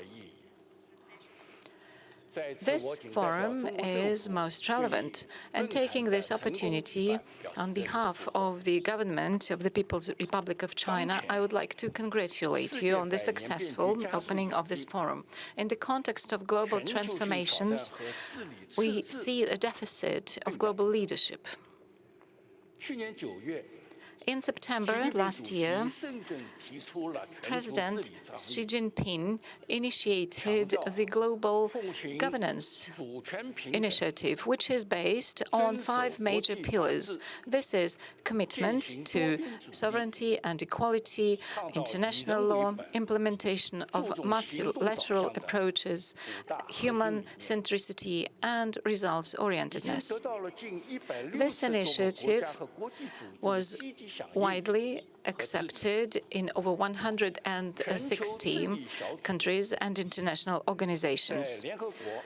And the Global Friendship Club under the aegis of the United Nations is demonstrating that this pathway is a way forward to the development and cooperation. China was an initiator of this principle, and with our practical steps, we unite parties in order to promote reformation of the system of global governance. Ladies and gentlemen, dear friends, implementation of the initiative on global governance requires combined efforts of the international community. Being the leading world powers and the permanent members of the Security Council, the United Nations, China and Russia have an important mission in transformation of the system of global governance. And upon the results of the recent summit in Beijing, the President Xi Jinping and President Vladimir Putin, a joint declaration was published about the establishment of the multipolar world and new relations of a new type. And this document reflects the solid commitment and responsibility of both China and Russia as leading players in promoting a more fair and equitable world governance system. China is ready, together with Russia and other countries, to strengthen cooperation within this initiative on global governance, develop peace where openness, tolerance, equitability, fairness, and mutually beneficial cooperation will be governing. And I would like to share with you the following ideas. First of all, we need to promote the principle of equitable cooperation, and we need to stand for world governance principle on a mutual utilization of resources. In the conditions of protectionism, the world community seeks for valuing major principles and multipolarity factors. We need to follow the genuine multipolar principles, participation of all countries in equal decision-taking and equal participation in global governance. And we need to be committed to democratization of world relations, and our voice should be louder in the area of developing countries, and all this for the benefit of reflecting the interests of all countries in global governance.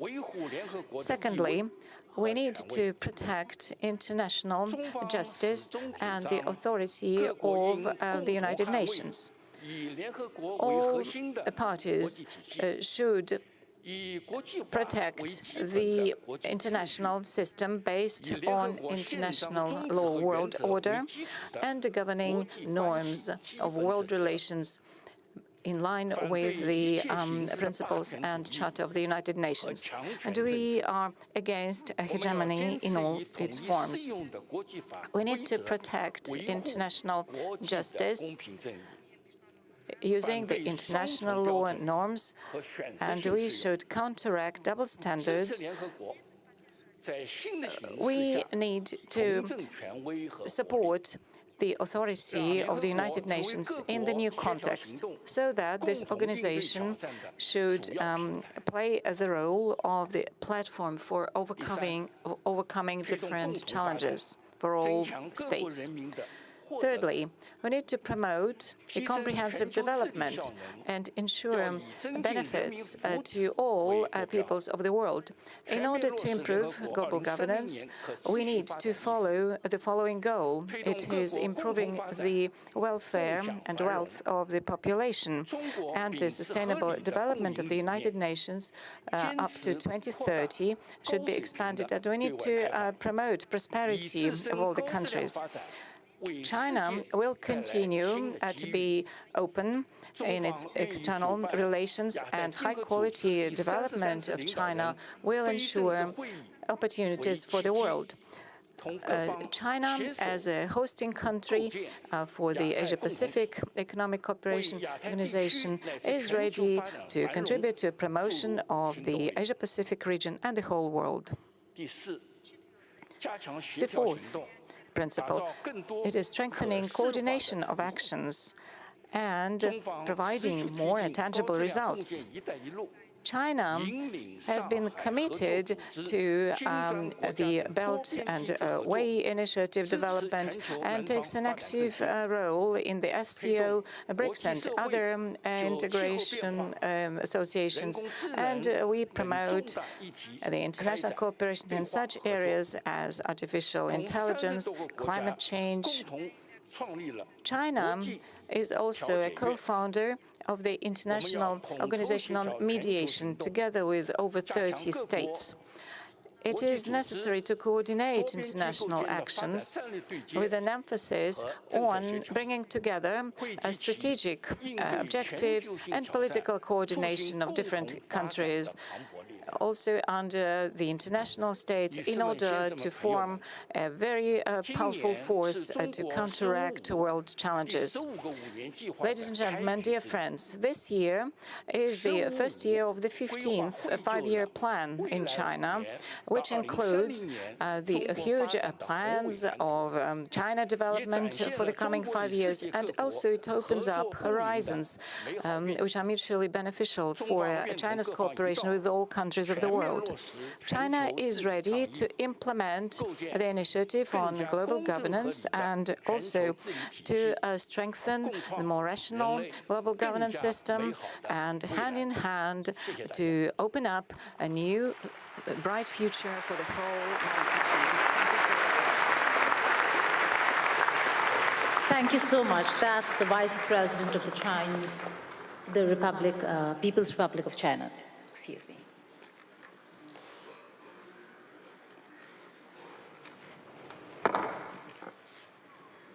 We're now going to open up the Q&A session, and we begin with what this room looks like. 130 countries, representation from not just the global south. We're looking at America for the first time being represented in this room. Yes, Rodney Memcook Jr. right there in front of me.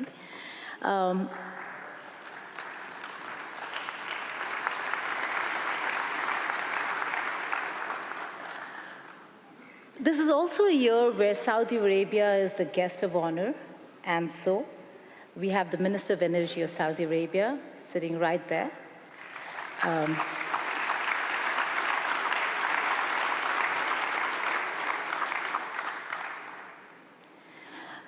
So, Honorable President Putin, my question to you is, with 130 countries being represented in this room, when the world talks about economic isolation of Russia, does this look like isolation? And pardon me for being a little forward when it comes to thoughts and opinions. Is it Russia that is isolated, or is it partly Europe today that stands isolated?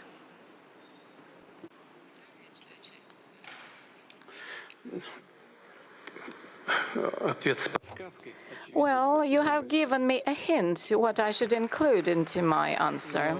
Thank you for this. I assure you,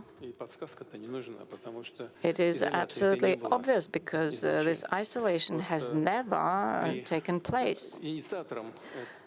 The initiator of this isolation was the previous administration of the United States. Everybody is aware of this. And then European satellites followed those efforts. And currently, they're even more successful than the US administration. But initially, it didn't exist. And thanks to cooperation with some partners, including in the United States, we were not isolated. All right. Here, we have representatives of one energy company, and the previous US administration was trying to fight our LNG project. But as soon as this project began functioning, the first LNG was sent to the United States. Then uranium, yes, we are delivering uranium to the American market.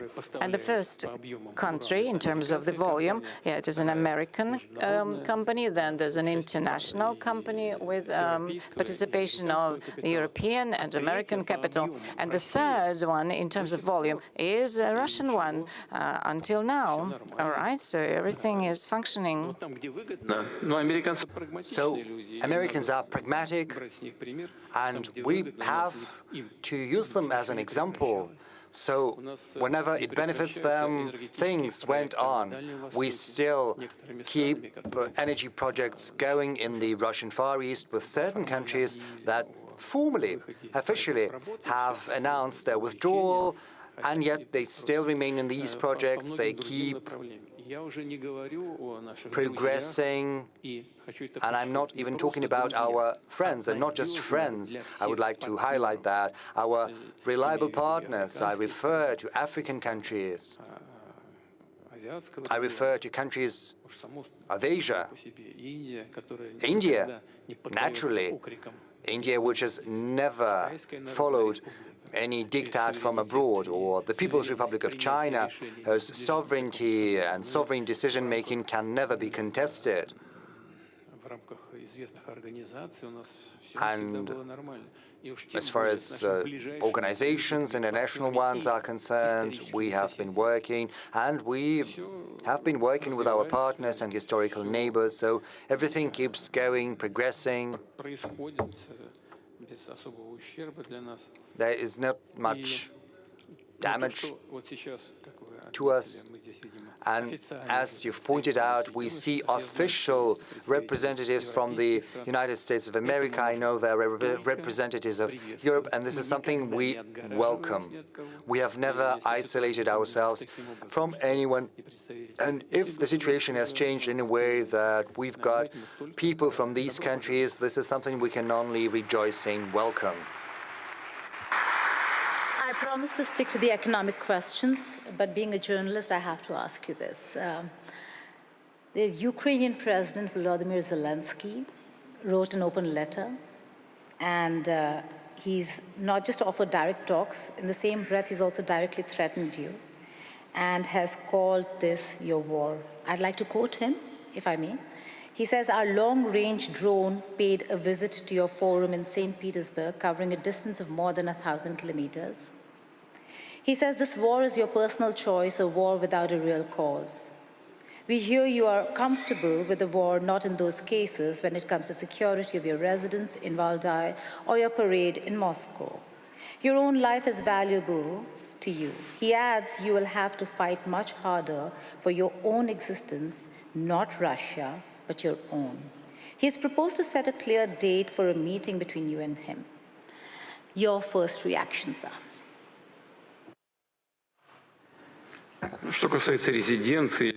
Well, as for my residence or parade, this is not my personal business. Besides, they had provided some information beforehand, and they said, we knew you wouldn't be at the residence. The question is why they did that in the first place. My press secretary, the spokesperson, Mr. Peskov, showed this letter to me yesterday. We had a working lunch with the president of Uzbekistan. Truly, I didn't have a chance to look in detail. Peskov has told me about this letter once again this morning. I had a glance at it, skimmed it over. So there are several things I paid attention to. First, the author of this letter mentions my age. What can I tell? Well, everyone needs to think about their age. But I believe that at my age, many other political figures still keep performing their functions. Some of them are older than myself. Age is not the most important thing. Well, age is important, but not the most important. The most important thing is whether you are capable of functioning properly, doing your job properly. So there are my colleagues who are older and who still are very energetic. Whether they are doing the right choices or not, well, that is not for me to say. It's a political assessment. But then he said about staying in power and an elected position. This is important, no doubt about that. But you know, you've got to participate in an election. You've got to run and be courageous enough and always stick to the constitution. Because if you cling on to power outside the constitutional field, this is qualified as usurpation of power, and that is a criminal offense. So one should not be afraid. One should run for office, and this is something I would recommend to anyone, especially because Ukraine was saying that they were going to hold elections, and then they started, they kept silent all of a sudden. The author of this letter says that the commitments achieved in Anchorage should not be observed. Moreover, he said that the search should be carried out for true guarantors of agreements between Ukraine and Russia, and they should be searched for in Europe. Well, reliable guarantors are always a welcome thing. But why would they deny the American administration this honor, and President Trump in particular? I do not quite understand. They do want to get weapons from the U.S. However, they do not want to see the administration of the U.S. or President Trump as a guarantor. And this raises questions. We saw Donald, instructing, scolding the author of the letter. He pointed out about the way he dresses. Sometimes, asking for blood is probably something you can do, but not everywhere. It's not always proper. Now, as for the manners, as it were, on the whole, I would like to thank Donald for this work. It's useful, but there are other things that still need to be done. This has to be continued. And now, on to the most important thing. The Ukrainian side has deemed it possible to give a public, open dimension to our relations. They thought it proper to put it into the public field, which I do not think right, or absolutely right. I think it's absolutely improper, but still, it gives me the right to say several things that few people are aware of, or maybe no one is aware of. And this is serious. I'm not being ironic. 3 weeks ago, a representative of our business circles gave me a call, and he asked me a question. He said, "Mr. President, I've known this person for quite some time. We're not close, but I trust him. He is an honest person." He said, "Mr. President, I'm being invited to Kiev." I said, "Very well, go ahead. What am I to do with that?" But I wanted to inform you because I think they're going to talk about things related to the relations between our two countries. I said, I can't send you as an envoy, as an official capacity, because only well-trained people from the Foreign Ministry, from the Defense Ministry, from special services have to be doing that, as it was the case during our talks in Istanbul. Unfortunately, I cannot give you any official capacity. He said, I just wanted to inform you. I would go there, listen, and then I can tell you what they are going to talk about. I can't, prohibit you, I said. And he went to Kiev, and he met there with the author of this letter, the aforementioned letter, at his residence. Not in Valdai. Then he got back. I met him. There were many things, but the essential is as follows. Mr. Zelensky has asked for a meeting. I said, I never refused to meet. But meeting, just for the sake of meeting, well, I've seen that. There's a reference to the Minsk agreements, I think. But we had been hammering out those Minsk agreements throughout the night.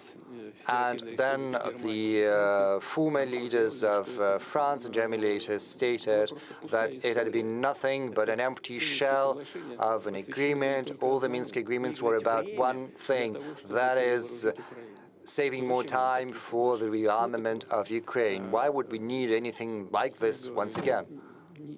I said, I see no point in meeting.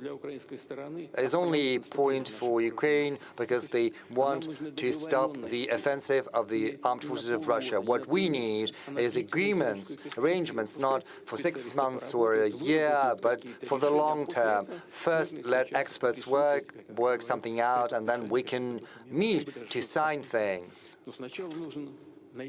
But first, we need to arrive at a solution. And that is the crux of the matter. And I think the audience will understand what I'm saying, especially people from Russia. I think it was on May the 21st, whereas on May the 22nd, the Ukrainian armed forces carried out an atrocious terrorist attack against the college dormitory in the Lugansk People's Republic, killing teenagers. This is an atrocious crime. There was not a single military facility there. There was not a single military vehicle stationed next.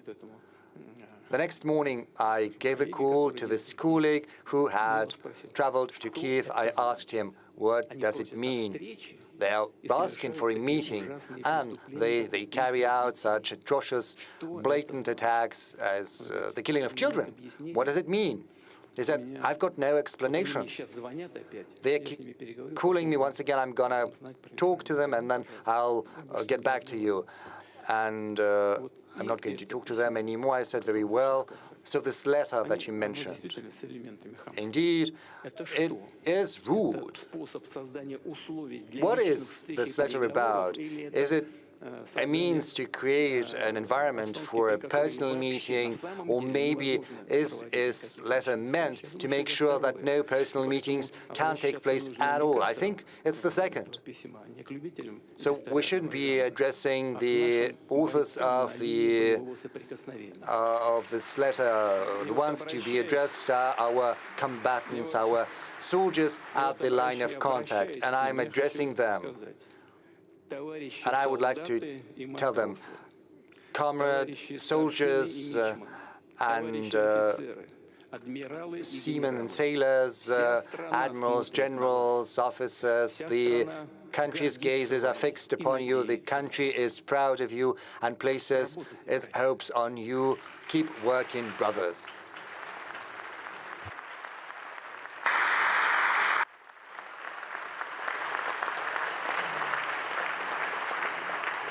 So I'll take that as a no, that you're not going to meet the author of the letter. Пока не вижу смысла. So far, I see no point. Because you mentioned the American president, is Trump your window to once and for all settle the Russia-Ukraine question? I ask you this, President Putin, is because President Trump is maybe the only American president who's engaging Ukraine in a way to bring them to the talking table, to strike a deal.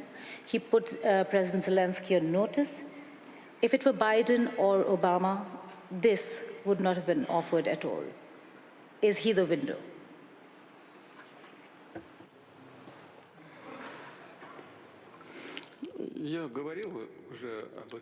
Well, I said that back in Anchorage, and I was sincere. I said back then that had Trump been president, had he not been defrauded of the election, because, you know, this vote by mail was absolutely not in line with any standards of ensuring fair elections, but he was prevented from winning. Had he been president, however, it would not have been happened. Probably he would have paid more attention to finding a peaceful solution. During the last days of President Biden's in office, I spoke to him on the phone. I called him and I said that to him. But the administration back then ignored our proposals that had been made in December 2021. Well, what can I say? Maybe if President Trump had been in power, in office, it would have turned out differently. But I treat him as a colleague, I treat him with respect. And so far as I can see, the current attitude of the administration is very much the same. We also have a personal relationship with President Trump, which is based on that respect. But certainly, key issues have to be resolved bilaterally by Russia and Ukraine, whereas our colleagues in the US and other regions of the world can create an environment and act as guarantors, and this is our assumption. President Putin, we are sitting and discussing this at SPIEF 2026. How do you really offer a stable economic future and invite investors to Russia when we're looking at critical infrastructure being actively targeted by Ukraine?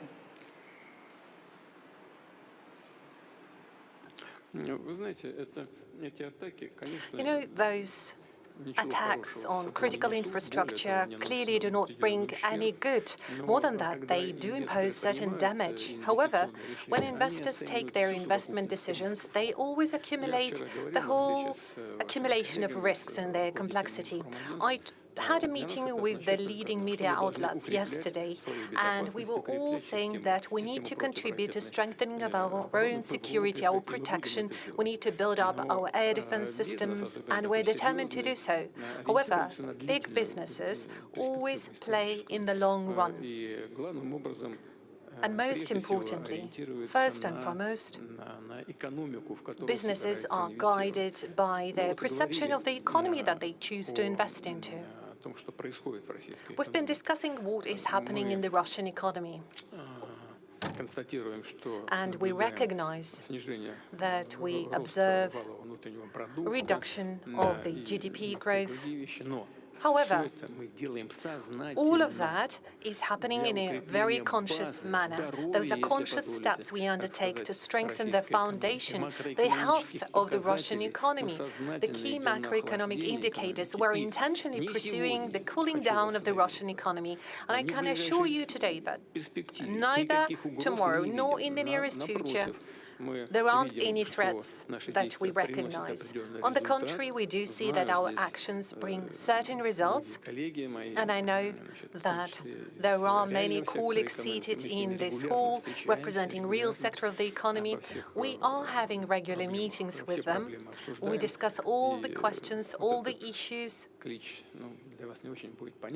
and the call that I'd like to make to the Russian audience that may be somewhat tricky for foreigners to understand, that saying, oh, it's so bad, what's happening to the key policy rate, it's difficult for investment processes. Yeah, we could say that partially that's the case, but most importantly, and that is what truly matters, the key fundamentals of the Russian economy remain solid, which gives us reason to believe that Russia remains attractive for investments, not just Russian investments, but also foreign direct investments.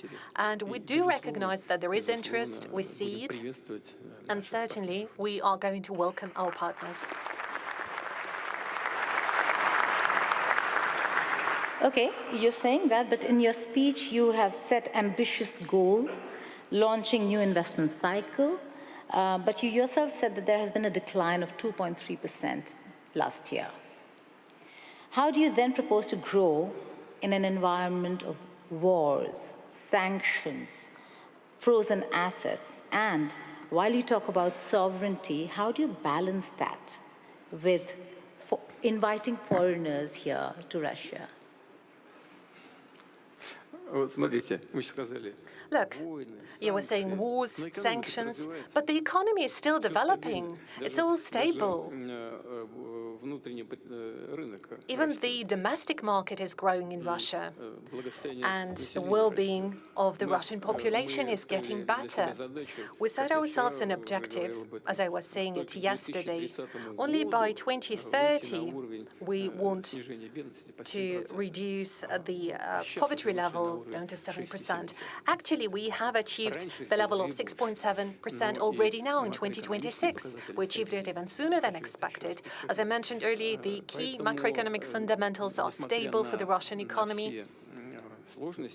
That is why, despite all the obstacles, and true, there are always many obstacles, the fundamentals of the well-being of the Russian economy remain stable and have good prospects for further development. Any business, any company is always carefully analyzing all the risks for today and for some midterm and further away future.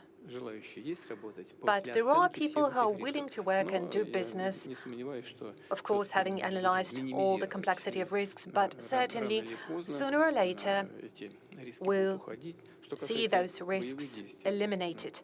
As for military actions, we proceed from the perception that at some point they will be completed, and they will be completed only once the goals we have set ourselves are achieved. As for sanctions, well, I would say sanctions are much more harmful for those who impose them. Is there damage from sanctions? Yes. 300 billion were frozen, but now we have more than 500 billion in US dollar equivalent. 300 billion US dollar were frozen, now we have more than 500 billion. That's the result of sanctions. Is damage being imposed? Yes. But are the countries imposing these sanctions encountering some damage as well? Certainly. According to various valuations, from 1.5 up to 2.5 trillion euro are the losses incurred by the European zone. That's the damage from the sanctions they imposed against Russia. And right now, certain kind of revaluation is happening, certain revision, and as a result, many come to conclude that maybe it's better to get back to the path of partnership with Russia. We are going to monitor the situation very carefully, and if those partners who left Russian market 2-3 years ago haven't left too much of a bad aftertaste, we would be ready to welcome them back. And there are interested parties who are willing to come back. But certainly we would proceed and act in the interest of Russian businesses first and foremost.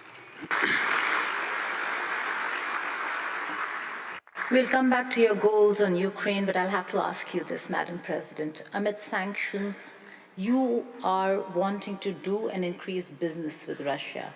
How are you going to circumvent or bypass the sanctions? Thank you, Madam Moderator. And I must say that I've been envying my panel members using their national languages, and I would like to use this opportunity to do the same. So I'll switch from English to Swahili. Yeah. Umeniuliza swala la sanction na tutafanya vipi how we can circumvent through. I want to assure you that Tanzania is not under sanctions. Na tunajipanga kufanya maendeleo ya nchi yetu, lakini hatuko kwenye sanction.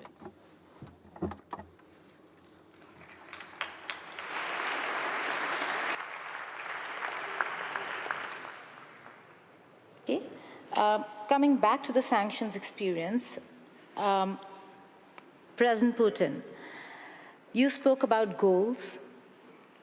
In the sanctions that we are seeing and that have been imposed on Russia, there's certainly some room for a deal to be struck with Ukraine. What is that goal that Russia wants to achieve before a deal is struck? And what are the red lines here?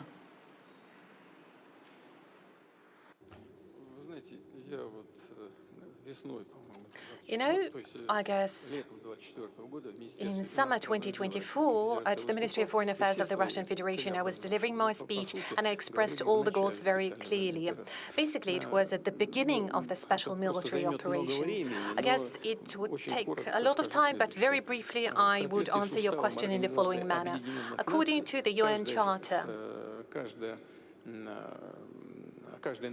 every country has a right to self-definition.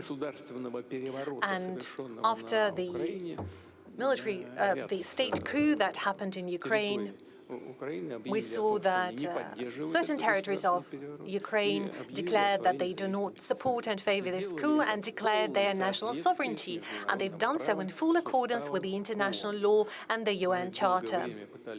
We've been trying to get those issues resolved by peaceful means. So we talked about the Minsk Accords. In Minsk, in the capital of Belarus, we seem to have achieved an agreement on how to find a way out of the situation in the southeast of Ukraine. But later, it turned out that the participants from the other side were only signing those papers in order to win time to rearm Ukraine and start military actions. And this is exactly how it played out. Later on, those territories declared their independence. And I'd like to remind you, in resolution of the Kosovo issue, the UN court has taken a decision according to which, so far, this territory declares itself independent, is under no obligation to request the central authorities of the country to allow them to do so. That was the decision of the UN court. And again, according to the UN court, that was the correct decision regarding Kosovo. And the same should apply to the People's Republic of Donetsk and Luhansk. Their independence has not been acknowledged for a long while. Then eventually it was recognized when it was clear that there is no way to achieve an agreement between all the parties. And it was clear that we were being deceived, and they were forced to recognize the independence of those territories. Was Russia authorized to recognize the independence of Donetsk and Luhansk? Certainly, there is no contradiction to the UN Charter. We were allowed to enter into agreement of treaty and mutual support and amity. Certainly, it was ratified by the Russian parliament. They asked us for assistance. We promised to offer assistance under this treaty, and that's exactly what we're doing. And the same letter that you referred to earlier. In this letter, they claim that we set ourselves an objective to free Donbass. Well, the two republics that I mentioned are together forming a Donbas, the People's Republic of Donetsk and Lugansk. And in this letter, it is stated that we will never achieve this goal. Well, I'm wondering, don't they know in Kyiv that starting from the 1st of April of this year, the People's Luhansk Republic is under full control of the Russian Federation and Russian troops? And the People's Republic of Donetsk is only controlled by the Ukrainian forces to less than 15% of its territories. So we are pursuing the objectives that we have set to ourselves, and there is no doubt whatsoever that those goals will be achieved. And we will achieve some other goals, but along the negotiations track, and I'm talking about denazification of Ukraine. I talked about that yesterday. And many were asking us, this is ridiculous, what are you talking about? Well, that's not ridiculous at all. Just lately, we witnessed the ceremony, the official ceremony of reburial of Nazi criminals from Ukraine. They were reburied with all the honors and fireworks. And who's doing that? The head of Kiev regime, actually Jewish by origin. This is outrageous. Only Polish reacted. Why? Because primarily Jewish, Polish, and Russians, of course, were destroying by millions during the Second World War. And we must never forget that. That is a huge part of the tragedy called Holocaust. Just think about it. Millions of children and women were killed, burned alive, and those criminals are getting their reburial ceremony with all the honors, and the head of Kiev regime is present there, saluting them, turning the Nazi criminals into heroes. And this is what we are fighting against, and we count on the support of the international community.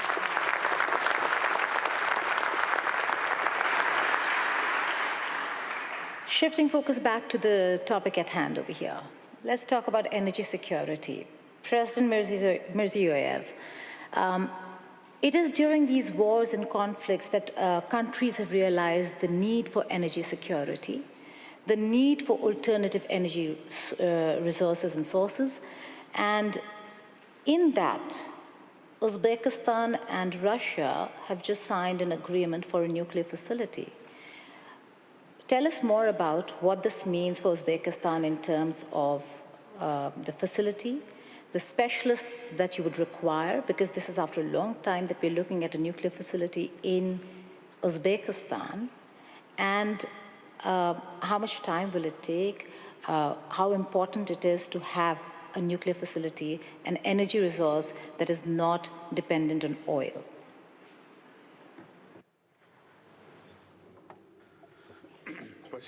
Thank you very much.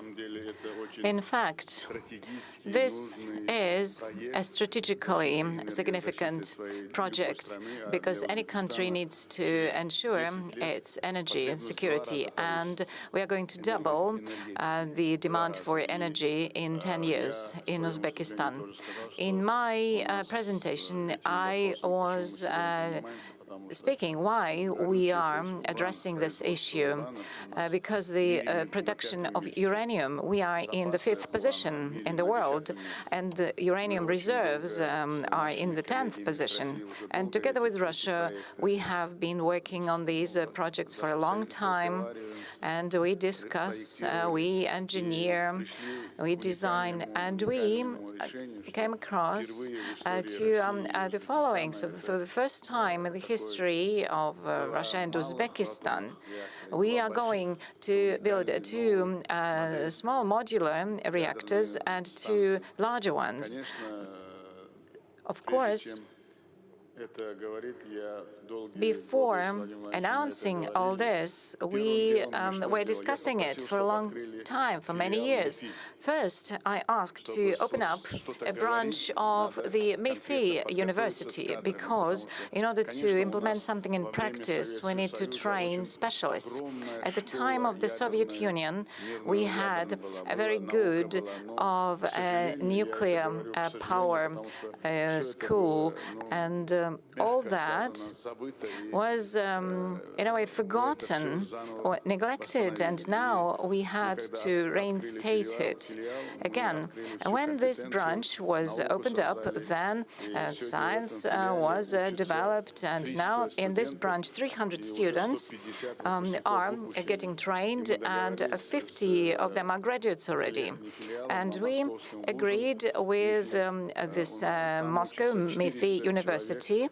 Now there are 400 students from Uzbekistan, and we give very important attention to training of specialists. So now we do have them. Secondly, this project has a long history, and it is a unique one because it is in compliance with all international standards. And right now, we are so close to implementation of this huge, unique project. And yesterday, together with Vladimir Putin, we launched it. In Uzbekistan, it was so late at night, but after our meeting, I spoke with the people in Uzbekistan, and everybody was so happy there, because this is important for our future. And this project is not the last one in our cooperation with Russia in the sphere of nuclear energy, and we are going to build other nuclear power plants because we have prepared the foundation for it. And as you said, specialists are extremely important for this sector. They will be accelerating these works, and yesterday we were discussing it with the President. Yes, we will be doing this, and we'll be supervising these works because people have been waiting for this NPP for a long time. Our economy has been growing, and we need a reliable energy supply. And yesterday we were discussing other major projects in the sphere of energy efficiency in Uzbekistan. So I believe yesterday was a historical day for Uzbekistan, and I congratulate the Russian colleagues and all the people in Uzbekistan. They were so happy, and they were inspired by this, and this will be definitely an important foundation for energy security and protection of the Republic of Uzbekistan. Partnership, they say, should be partnership of equals. President Putin, the trade ledger shows Russia exports raw energy heavily to China, but imports a lot of machinery, technology, and components. Is this relationship a partnership of equals, or is Russia sliding into a colonial trade imbalance?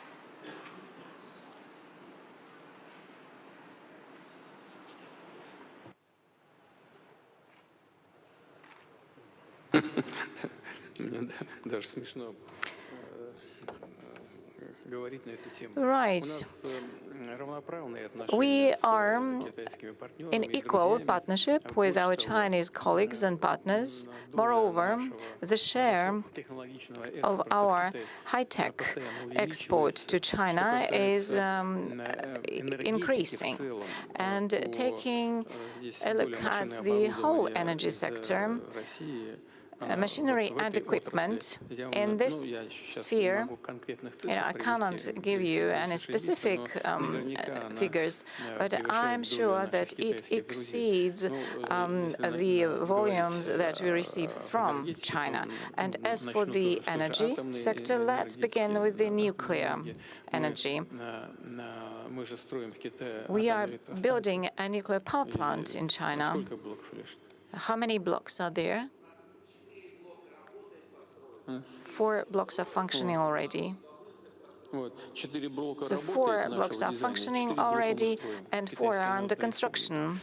This is blocks designed in Russia. And we also develop our partnership in science and education, and we have a very close cooperation. And this is mutually beneficial. And as for hydrocarbons, traditional energy, here we have been enriching our competences. And we were partnering with international partners, mainly they were from the United States, but now we are expanding our capabilities in these spheres. And here we have representatives of major companies of Russia, and you can discuss it with them. They will be happy to share with you their vision. Of course, China is our reliable partner, and we work with Chinese companies. We share information, data, technologies, and we are going to continue this. And I also would like to put an emphasis on the following. Cooperation with China is mutually beneficial, and we are doing it. Okay, then let me invite Vice President Zhang. The fact that there was a recent meeting between the two heads of state of Russia and China, which drew a lot of international attention. Please throw some light on what this relationship is all about and where it's headed.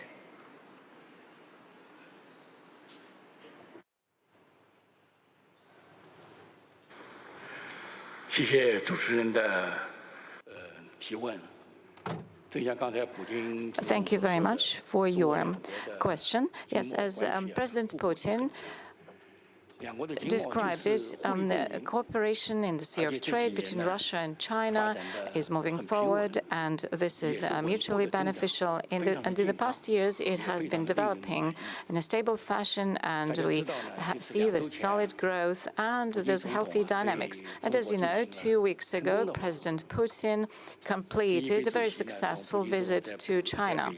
And President Xi Jinping and President Putin had negotiations in Beijing. It was on development of bilateral relations in different spheres, and in the track of trade and economic development, lots of agreements were reached. And all these results, of course, they were of a great interest for the whole world community. And all mass media were covering this. And I would like to touch upon 3 major points. As I said in my presentation, China and Russia, they are big states, we are neighboring countries, and both countries are permanent members of the Security Council of the United Nations.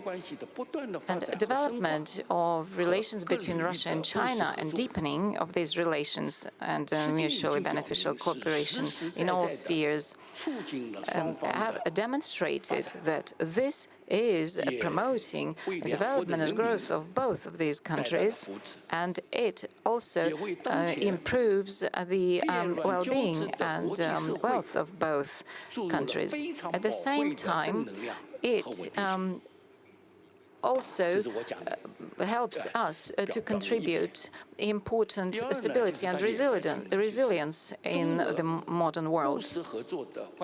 Secondly, I know that you give great attention to our practical cooperation, and it is not against any other third party, and it is not impacted by anything from the external. Ms. Moderator asked a question already, and you mentioned that our future development under the leadership of President Xi Jinping and President Putin, this is a strategic cooperation and partnership. It has been developing for 30 years, and this year we celebrate 25 years of the neighboring relations and friendship treaty. And we have been moving forward, and we are enriching our relations with this new substantial meaning. And this does not only improve the well-being of the populations, but it also supports the stability and peace in the region and the whole world. Thank you. Please go ahead, sir. Вы знаете, после вашего вопроса я посмотрел в зал, вот на You know, right after your question, I looked at the audience, and here there are presidents, leaders of our major energy companies. And, you know, I'd like to draw attention to the following. Some of our companies, yes, they were relying on the achievement of different Western companies, mainly American ones.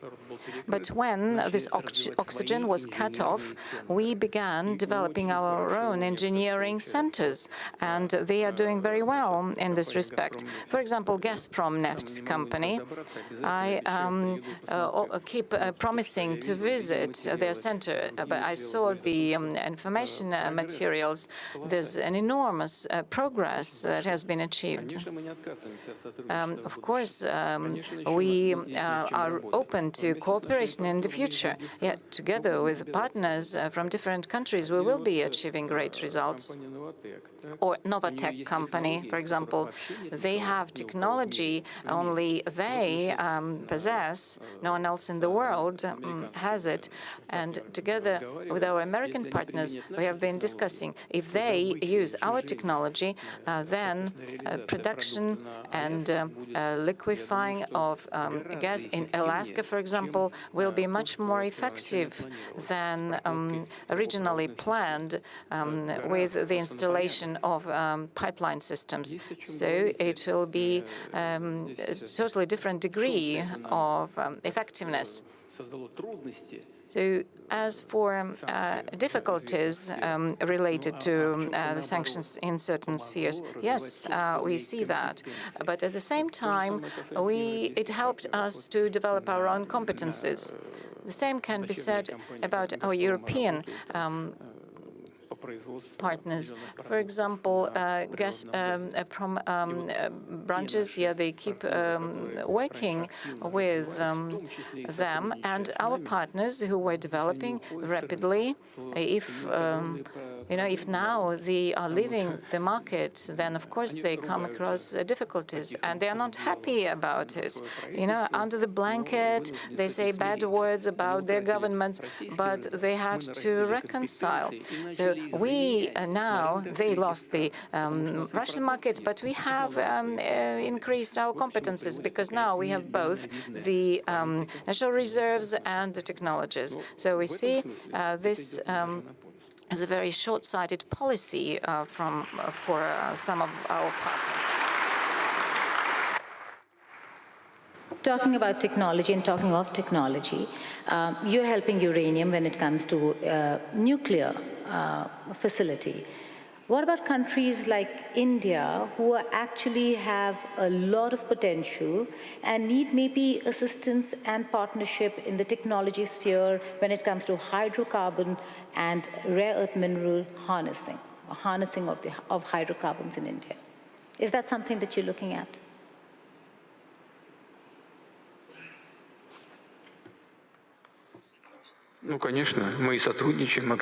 Yes, certainly. We are cooperating actively.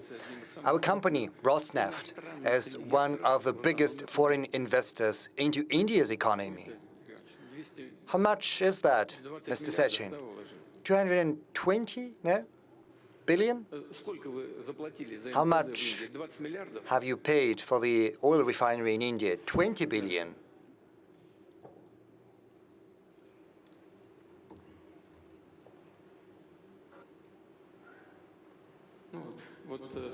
Well, Rosneft has invested around $25 billion into the Indian economy in the form of an oil refinery, a port, gas stations, and we're certainly working closely with our Indian friends.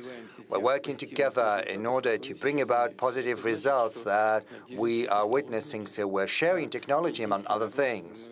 And the Indian people, and we have seen that for many decades of our cooperation, starting from 1947, when diplomatic relations were established. We have had very good, trust-based, brotherly relations in all senses of the word. We know how talented the Indian people is, how well educated. Indians have their great competences, which have achieved world renown, especially in coding and in other fields, in particular what you mentioned. Yes, naturally, right now Prime Minister Modi has had to introduce certain restrictions. He calls not to use personal cars, not to travel long distance due to what is happening in the Strait of Hormuz, what is currently happening in the Middle East, but the Indian government has nothing to do with that. But the Indian economy is suffering. But I think our companies did the right thing, and the Indian counterparts did the right thing when they decided to embark on this path of close cooperation. Because right now we are trying to extend a helping hand and give our shoulder, increasing supplies to the Indian market and to Asia in general, and we'll certainly keep sharing our technological solutions.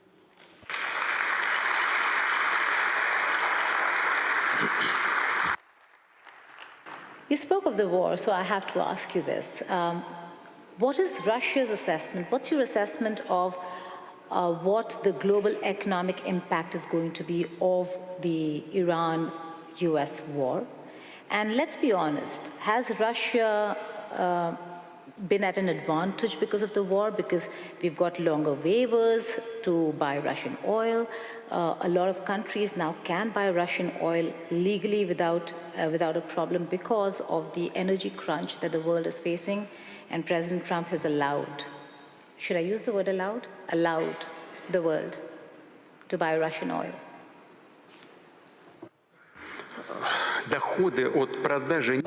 The oil and gas profits have always been important for Russia, accounting for a significant portion of our overall GDP as well as the budget revenues. But the dependency of the Russian economy as well as the Russian budget on oil and gas revenue has decreased significantly over the recent years, not during the sanctions period, but overall during the recent period. And this has been a natural process. Right now, the share of the GDP that is not related to oil and gas was around 43%. A couple of years ago, that was 2022. So if you deduct from the overall revenue, oil and gas and non-oil and gas revenues, and see what makes what, I think it was 45% or 46% it was accounted for by oil and gas. But now the share of oil and gas has decreased to 23%. So there's a world of difference. As far as the revenues of the federal budget are concerned, the Ministry of Finance is here. He's going to correct me if I'm wrong, but I think that oil and gas used to account. How much was that, Anton? Right now it's 20%, but how much did it used to be? It was 50% accounted for by oil and gas revenue, whereas right now oil and gas, and the minister is going to confirm that, account for as little as 20% of our federal budget. So I wouldn't go as far as to say that is of critical importance to us, so that's not as important.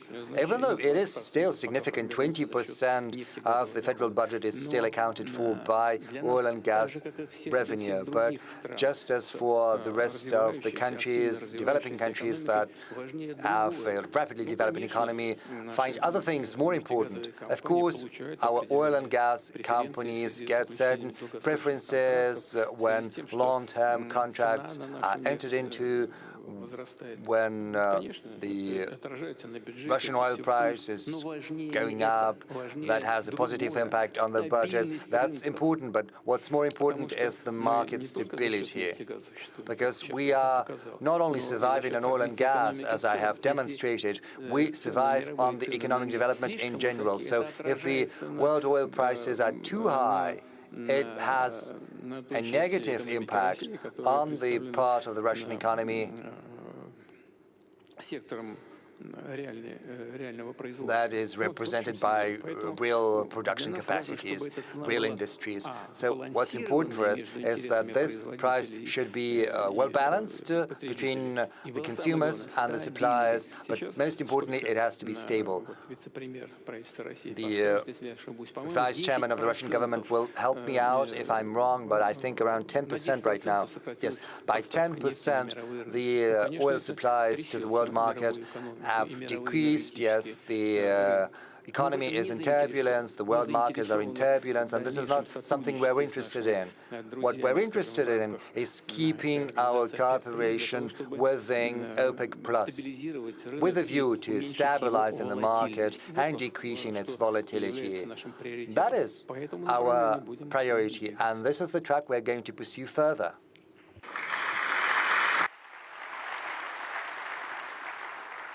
Okay, I suppose that's the reason why Saudi Arabia is the guest country this year at SPIEF. Having said that, you also spoke about payments. No? Because of that, because we're friends with Saudi Arabia, and we've been friends for many years, and we are happy to have the guests from Saudi Arabia. This is an energy partnership that the world will actually be looking at a time when we're faced with wars and conflicts, President. But you spoke about payments. You spoke about concerns regarding payments. The fact that in a jiffy, in a moment, Russia not just can be sanctioned, but its assets can be frozen. Payments under SWIFT can be blocked, and you're left with nothing. In such a scenario, one, how do you tackle it? Secondly, why should any country then consider Russia as a consistent partner?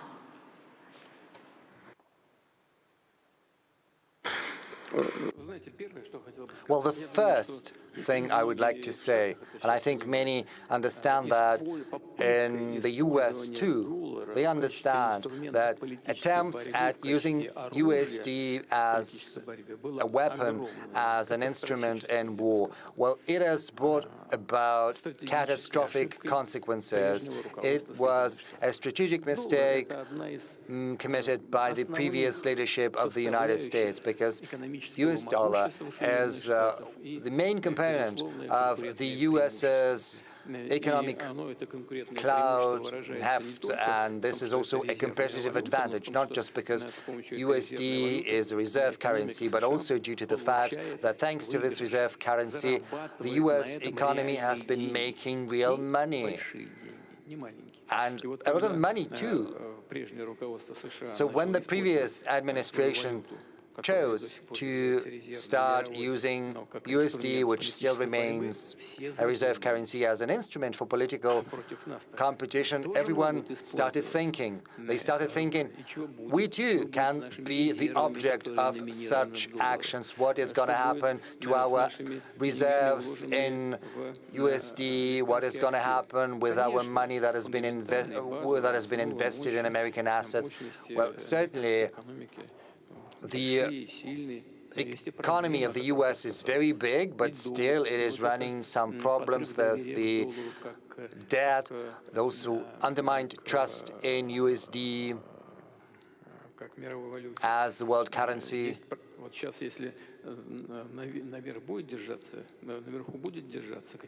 Right now, if the oil prices keep high, if the oil is expensive, it's going to affect the whole economic supply chain.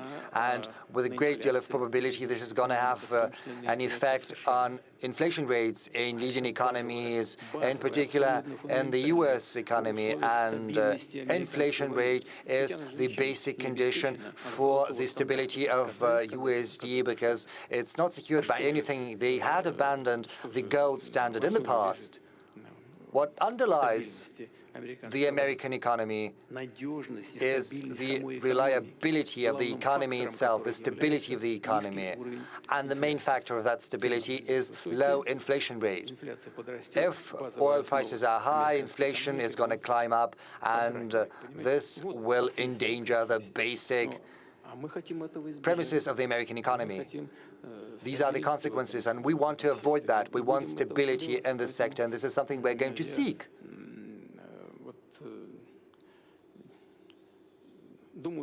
So I think everyone understands what we're saying. So with Saudi Arabia, with our friends, with the Crown Prince, we are doing what we can in order to strike the balance between the interests of both suppliers and consumers. And so far, we have been successful. And we are immensely grateful to the Crown Prince and to all of our friends who are working in this field. Maybe we could give a chance to our guests to say a couple of words. That would be interesting. I understand this would be breaking the traditions of this session, the plenary. Traditions, President, sir. Is there a mic that can go to our Honourable Minister? We'll arrange for a mic. Meanwhile, can I just take a question till the mic comes? Okay. Okay, so we're waiting for a mic for the Minister of Energy to speak and respond to President Putin. But I have taken note of the fact that every time you mention America, you're only mentioning the past administrations. I suppose Rodney's taking note as well on the specific way and the manner in which you're responding to the US-Russia equation. Having said that, every country has its own struggles. Tanzania, and Madam President over here, has been at the forefront, leading woman voice. Great to have a woman on the panel too, who's been fighting liberalization of her economy. How has that gone, and how is that moving ahead? Despite and in spite of fears of sanctions, criticism from various quarters, how are you managing economic liberalization in the country? Asante sana, labda niseme kwamba But perhaps I should say Tanzania is a country,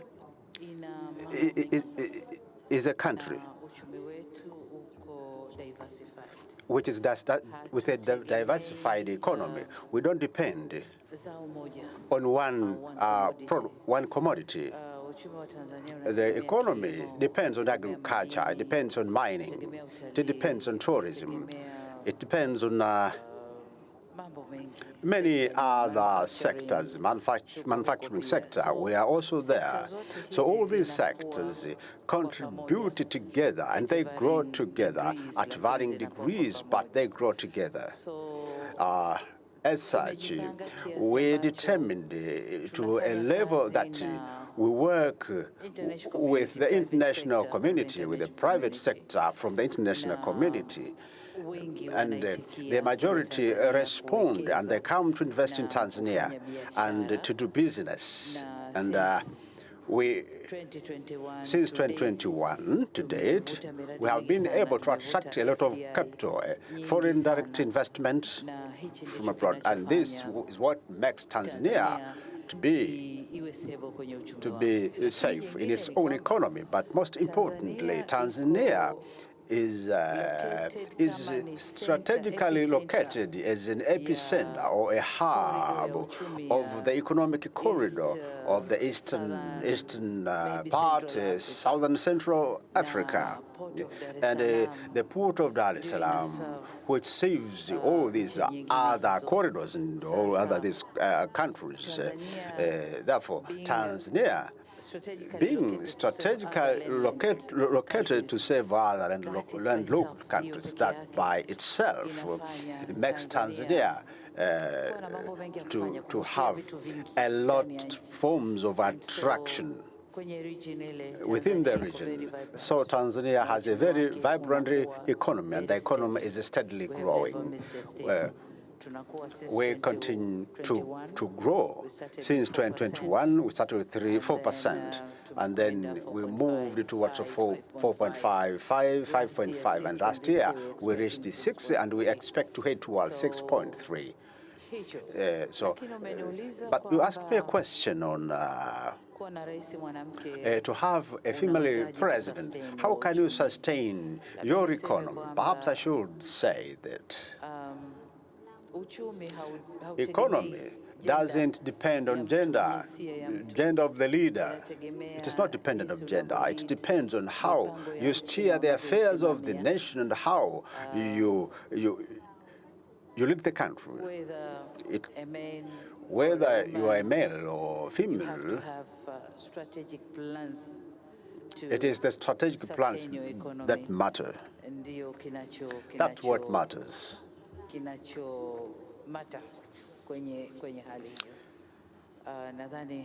I think I should respond that way. Thank you. Thank you so much. Would it be too much to ask the minister, the honorable minister, to come and respond here? Because I think we're having a bit of a problem getting the mic. Would it be too much to ask the minister to come on the stage and respond? Thank you so much for doing this. Thank you.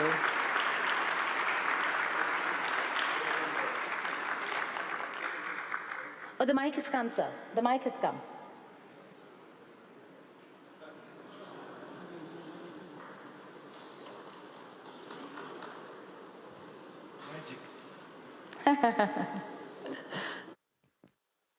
Вы в России находитесь.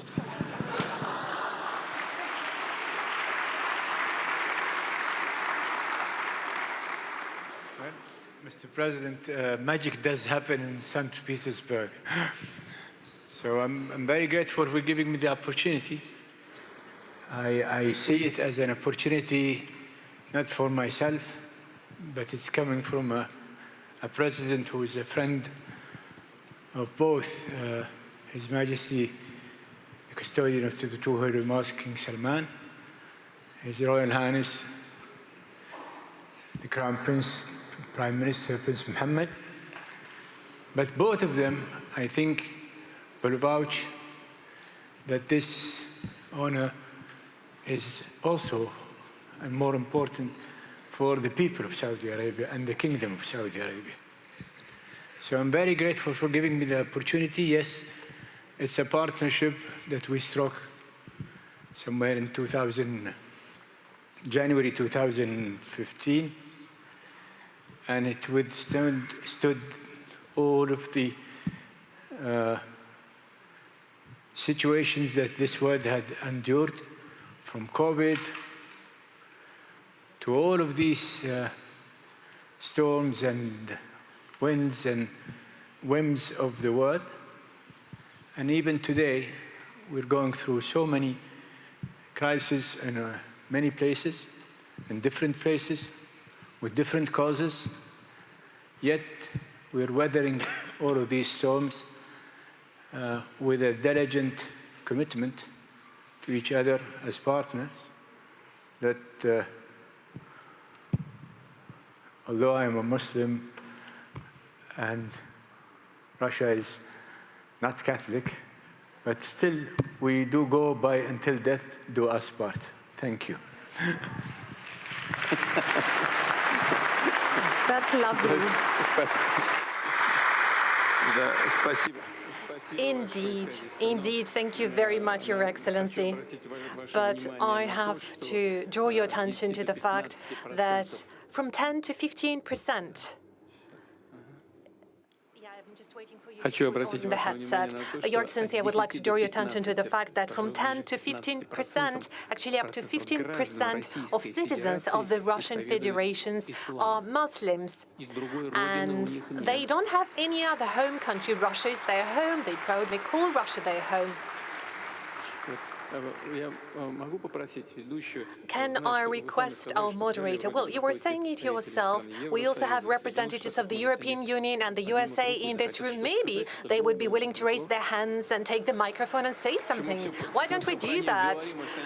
We keep talking about Europe and the West and the USA. Let them speak for themselves. Rodney, will you humor us and take the mic and say a few words?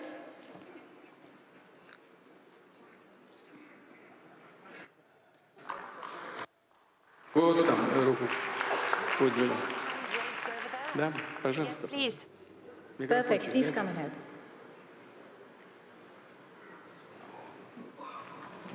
Куда направились-то? Вот там, вот там.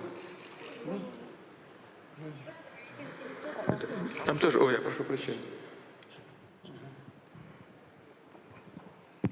Well, you haven't put me on the spot at all. President Putin, it's very nice to see you, and I appreciate all of the hospitality that has been afforded me on my return to St. Petersburg. I love the city, and I think you're aware of that, and I've been coming here for 30 years. Ура! Мне тоже нравится.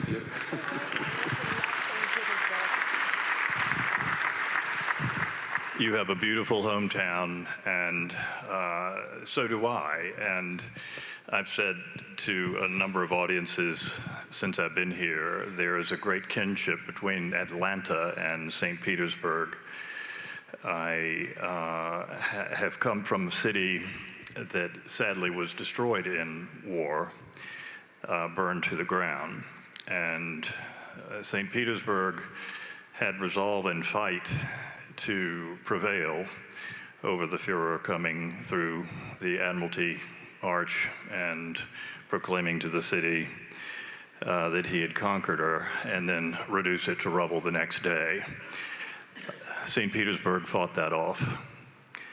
And yesterday I was privileged to have an orchestra play for us at my request, Shostakovich's Symphony No. 7.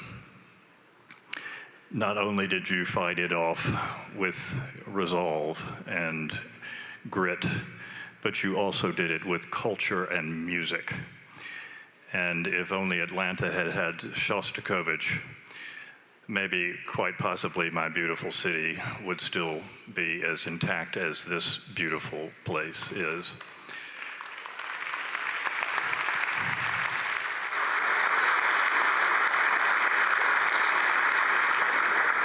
I do give a good hello from your friend, President Trump, and I am encouraged by everything that has happened since I've been here, Mr. President, and I appreciate the offer to speak. And we have a lot of ideas to talk about between our two capital cities in the next week. Can I ask you a question, Rodney? You may ask it, but I'm not sure I'll answer it. That's all right.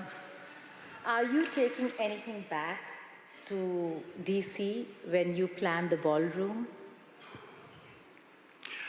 Explain your question a little bit better. Have I learned more from St. Petersburg No, architecture about the ballroom? No. Will you be inspired while creating the ballroom in Washington, D.C. at the White House? I have already been inspired by St. Petersburg ballrooms in my lifetime and have done a lot of work in your cathedrals and your palaces. So the answer is yes.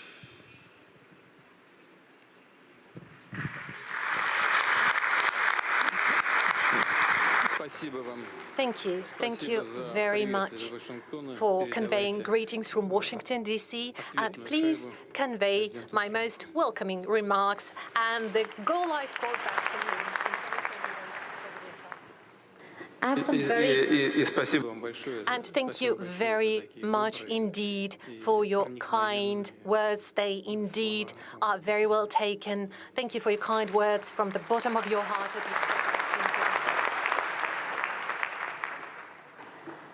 I have some very tough questions to ask, but before that, we had opened the floor for our European friends here.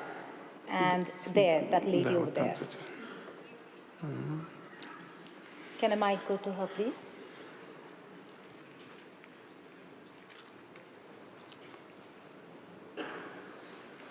Is there a mic? Down there.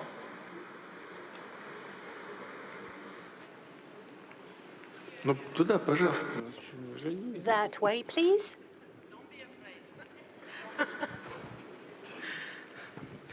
Hello, Mr. President.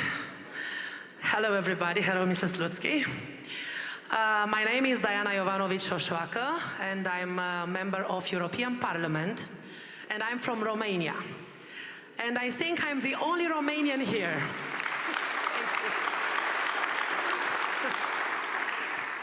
I would like to tell you that Romanian people do not hate you. Romanian people want peace with Russia. We don't want that to help Ukrainian. We don't want to give them money and arms, but unfortunately, Romania is leading from Brussels. And I cannot send you a warm hello from our president because we do not have a president. From our point of view, I'm the president of a political party, SOS Romania, which is parliamentarian and Euro-parliamentarian political party and only opposition in Romania. And Mr. President, I would like to tell you that I was senator in Romanian parliament in 2023, I think, when Zelensky wanted to talk in my Romanian parliament. And I didn't let him, and I get him out of Romanian parliament.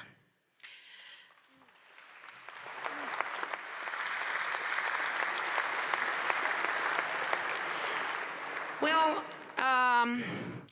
and I would like to send you from the bottom of the hearts of Romanian people and European people who thinks a lot and who have brains, that we want to cooperate with Russia. We are not enemies. You are the biggest country in the world.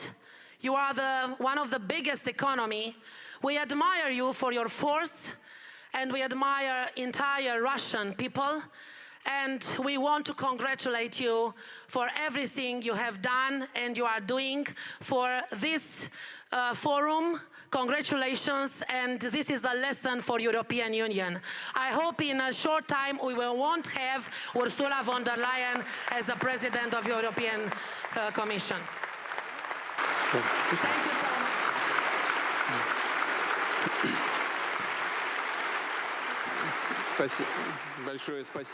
Thank you very much indeed. You're very much welcome. Frankly speaking, I cannot, and frankly speaking, I don't want to comment on the domestic affairs of Romania, but we have our friend from Saudi Arabia, His Excellency, mentioning that Russia is largely an Orthodox country still. Well, Romania is also Orthodox. So my request is, please convey the warmest greetings and best wishes to all Orthodox people in Romania.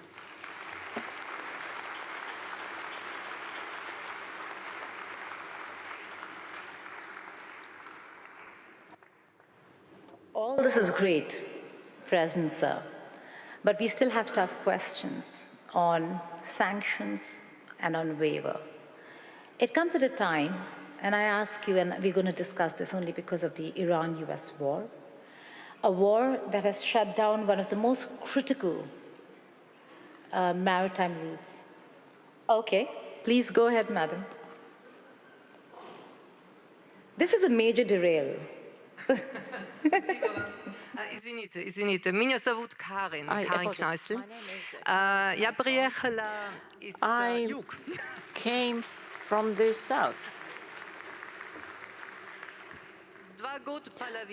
2.5 years ago, no, I was wrong in using the word south. No, I came from the west. I'm originally from Lebanon. I'm so happy for the opportunity to live and work in Russia. Thank you for this opportunity. Unfortunately, in the West, they are so convinced that I used to work for Russia 40 years ago. My question I will ask in English, because I think there's also no German interpreter. I know that the President insists on German, but let us do it in English. Mr. President, my question is, on the modern warfare of drones, which have created such a horrible distance between let me say, the perpetrator. I don't want to say the soldier because it's not always a soldier. And the target. There is now a sort of technical, artificial distance, which is creating a new form of cruelty. And we don't anymore have any sort of code of honor between the parties. It was different still in World War I. How do you see this modern warfare in which the Russian army and the Ukrainian army have gained special experience? Here in St. Petersburg, about 140 years ago, Tsar Nikolai II launched a conference on disarmament. His ambassador Martin said, whenever we don't have a strict law how to do the war, let public conscience speak. May I ask you about this warfare? How can we handle it? How can it be done or be finished? Thank you.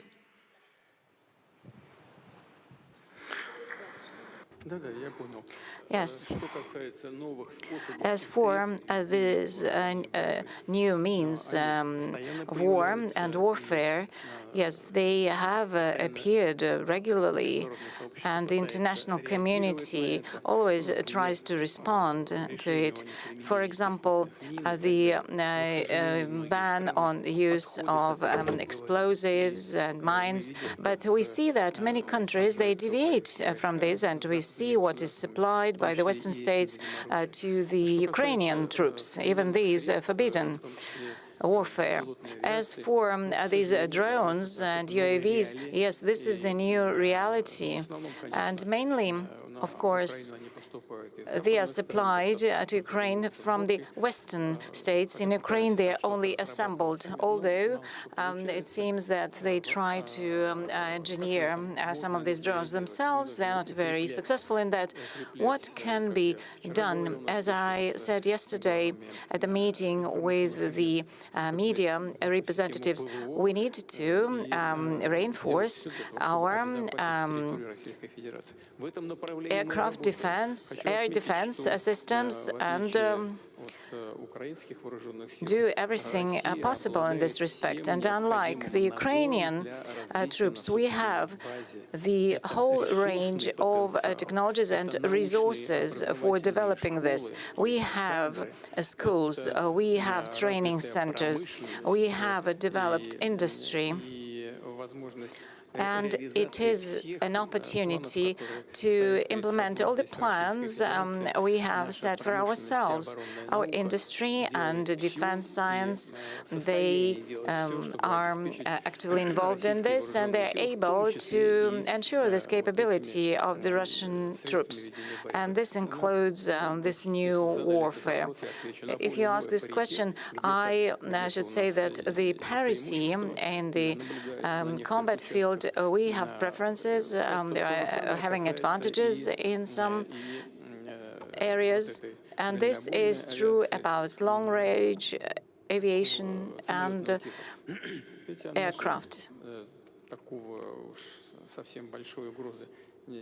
I would say that if certain decisions are taken in a timely fashion, and if we increase our capabilities, then it wouldn't be a serious danger, because these are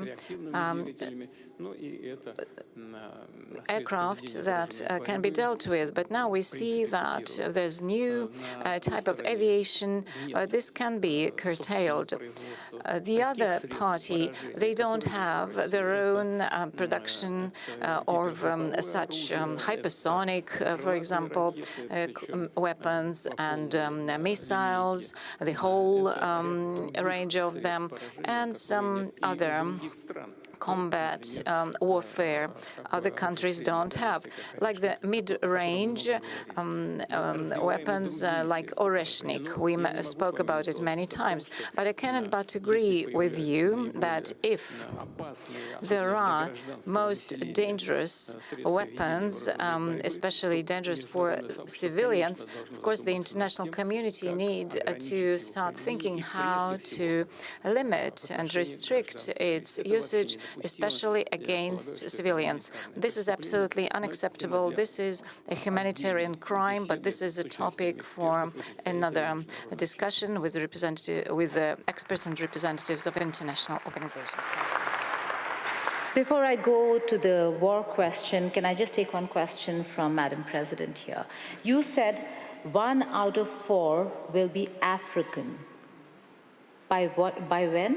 By 2050. And I ask you this because we ask this to everybody who boasts about population and the fact that they have a huge population. It's not about quantity, it's about quality. What do you have to offer to the world? What does Africa have to offer to the world in terms of quality?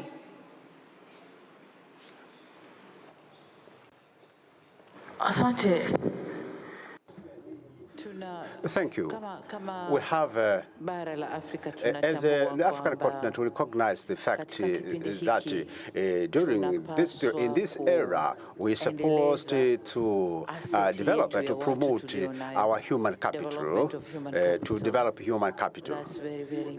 That's critical for Africa. That's what we are doing. Of course, we are doing it in varying degrees in each country, but we are doing it. For example, in Tanzania, for instance, we do have right now about 500 students in the Russian Federation. They are here, learning here. And in our discussion, tumekubaliana kwamba we have, in our discussion, agreed that we'll get more opportunity to take our children to Russia for education, because we have new areas which are being unlocked. For instance, if we speak of a digital economy or digitalization of economy, we have to learn what is it. When we speak of nuclear energy, we also need to get nuclear engineers. We need to get all the experts who can work in that field. So development of human capital, that is the direction we want to take. It is critical to our development, but secondly, especially for Africa, it is to give the opportunity to women, because currently in Africa, the doors which were closed, they are now unlocked, they're opened, especially for us who have worked through the doors. We have the responsibility to develop others. An African girl to make sure that an African girl has the hope for the future and understand that she is the part of the nation building. As we were told in SDGs, as it is explicit in the Sustainable Development Goals, that we don't have to leave anyone behind. We are now aware that no one should be left behind. Take an example, a country growing at 80%, 6% GDP growth annually. How can it manage without involving each and everybody? So society inclusion is very, very important. And you said it right, CO2 society inclusion, but quality society. Not only society inclusion, but everyone has to be involved. Managing their own sustainable development. So, as I rightly said, that by that year, one out of 4 will be an African by 2050, because African population is growing at a higher rate, and we are build our human capital, and we are doing it. Yesterday, when I was in Rodin University, I met Nigerians there, Tanzanians, Ghanaians, so many students from African countries. They are there studying. So this is one country, Russia, but our students have spread all over the world. So we are trying to build our human capital, and both boys and girls. So that's why I said in those years, 9 out of 20 countries that would lead the economy, 9 are coming from Africa. And I think Tanzania is one of them.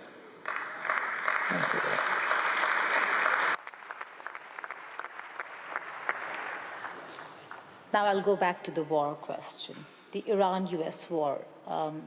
Strait of Hormuz blockade there is a real cause of concern, worry. How is Russia looking at it? What's your assessment and reading on the global impact it is having? Apart from the fact that, yes, Russia maybe has had a bit of an advantage, what's the assessment of the blockade and the attack on Iran? Would you consider it provoked or unprovoked?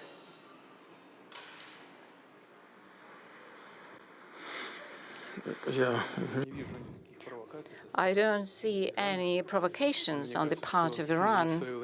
I believe at some point we agreed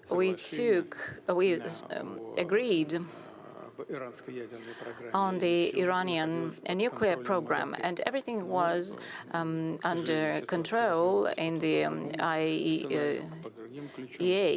But then the scenario changed completely, and this led to the tragedy we're observing now. And this is attack on Iran, and there were civilian losses. We know it very well, and the relations between the neighboring states aggravated, and we know this very well because we have very good friendly relations with the countries of the Gulf. And I kept saying this yesterday. And in our consultations with the colleagues from Iran, we keep saying that they should deter from striking on the neighboring states. But they give a very straightforward answer. They say, we have been attacked, our children are being killed, and all the leaders of the state were killed. What can we do? We are forced to respond in such a way. So from this perspective, yeah, the situation is not very simple. We have very good relations with Iran, with the Arab countries, and we are in quite a difficult position. But we believe that the decision of President Trump to stop the combat activities is the right one. And this ceasefire will lead to a long-term peace. And I kept saying many times, Russia in 2015 played a very important role in resolving the crisis at that time. And if we can do something, we are absolutely ready to do that.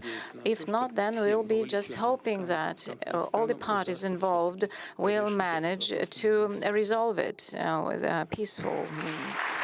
Thank you. Have they approached for Russia to play a role in mediating, in brokering peace? Are you in touch with just President Pezeshkian, or also have you had an opportunity to speak with the new Supreme Leader?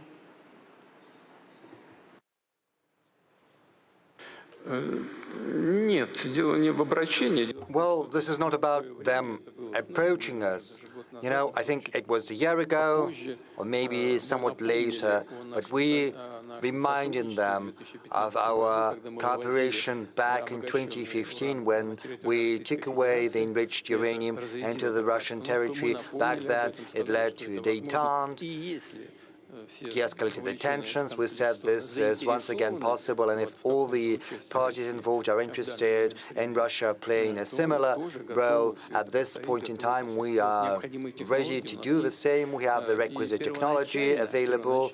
And originally, I would like to say, almost all the parties involved in the conflict, both Iran, Israel, and the US, said yes. They said it was interesting, this could be considered. But then they started to toughen their requirements, and this has brought about the current situation. Our proposal remains on the table. We're not insisting on anything. Should the parties involved in the conflict arrive at a conclusion that this is a good proposal, we'll be happy to help. If not, we will simply follow the situation, and as far as we can, we will try to help alleviate somewhat the tensions around this situation.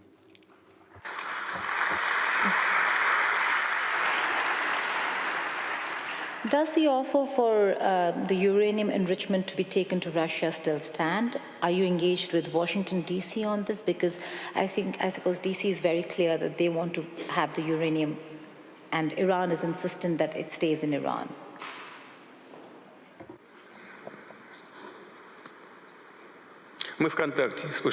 We're in contact both with Washington and Tehran and with Tel Aviv as well.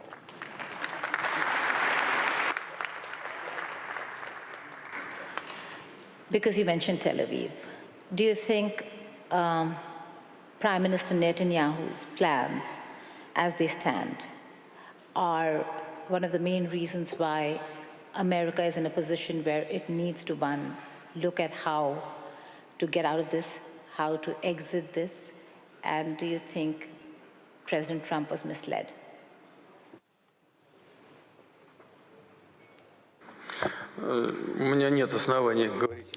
Well, I have no grounds to believe that President Trump was misled, because he's a very mature person, a very experienced politician. I don't think anyone from outside can exert any significant influence on him.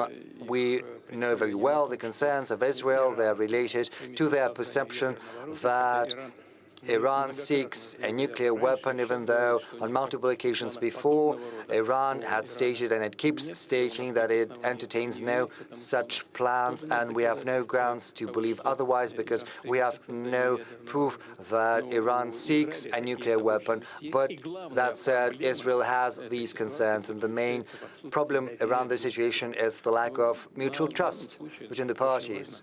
And in this particular case, it is important to place these materials under the IAEA control. IAEA is an international organization, and the leader of the IAEA was here in contact with us because the start was given to the construction of a nuclear power plant in Uzbekistan. So if it's placed under the IAEA control, I see no problem with that. As for agreeing on the level of enrichment within Iran, this is another matter entirely. I think it's less acute. I think Iran is entitled to a peaceful nuclear program, and we cooperate with Iran in peaceful nuclear energy. We build an energy unit of an NPP in Bushehr in Iran. It's operational, and we keep constructing another 2 energy units, and our experts are on the ground. Most of the personnel has been evacuated because Bushehr is almost on the coast of the Strait of Hormuz. So basically within the area of hostilities, part of the personnel, the women, the children, we have had to evacuate them, but some of the personnel still remain. And in that case, I would like to draw your attention to the fact that we're in contact with both Israelis and the Americans on this matter. They told us, yes, some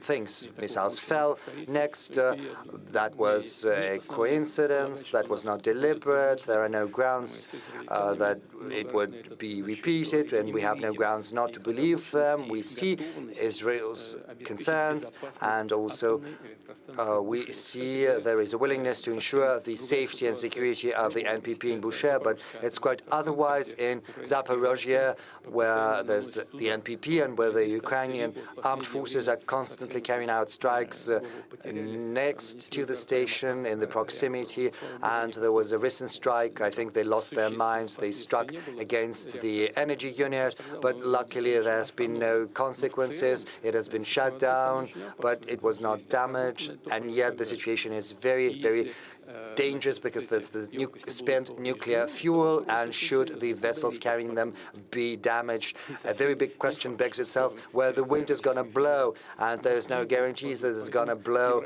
in the Russian direction. Probably it's going to blow in the European direction. So the Europeans that are condoning the actions of the Kiev regime should think about their own safety. Incidentally, quite unambiguously, unequivocally, this was mentioned by the head of the IAEA, Mr. Grossi. This is what he said. And now getting back to your question.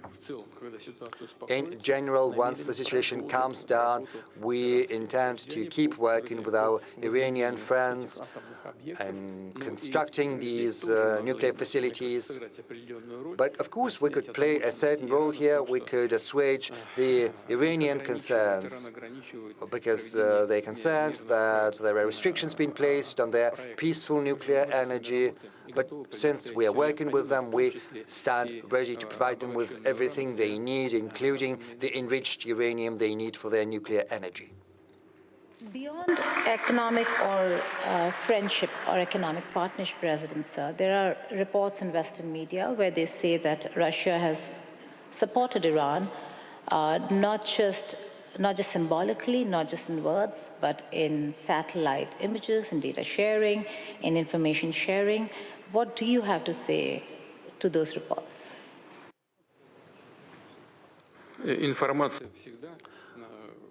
Well, information is always on the table.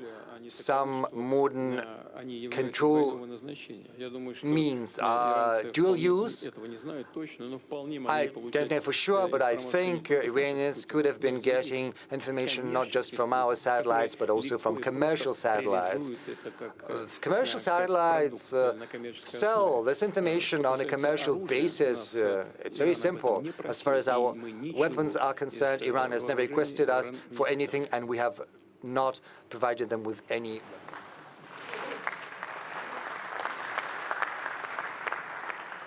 But these wars today have shown a different side of modern warfare. Drone technology, whether it's Ukraine or for that matter Iran, way ahead in drone technology, in the use of artificial intelligence. How does Russia fare, and what's your assessment on what you want to do, and reading on Ukraine's drone technology, Iran's drone technology?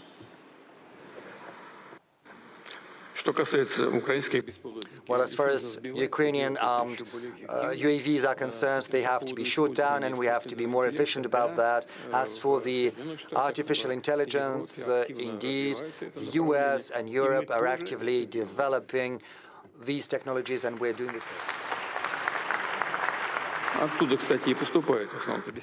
And mostly UAVs or spare parts for UAVs come from Europe to Ukraine. Some spare parts come from the US.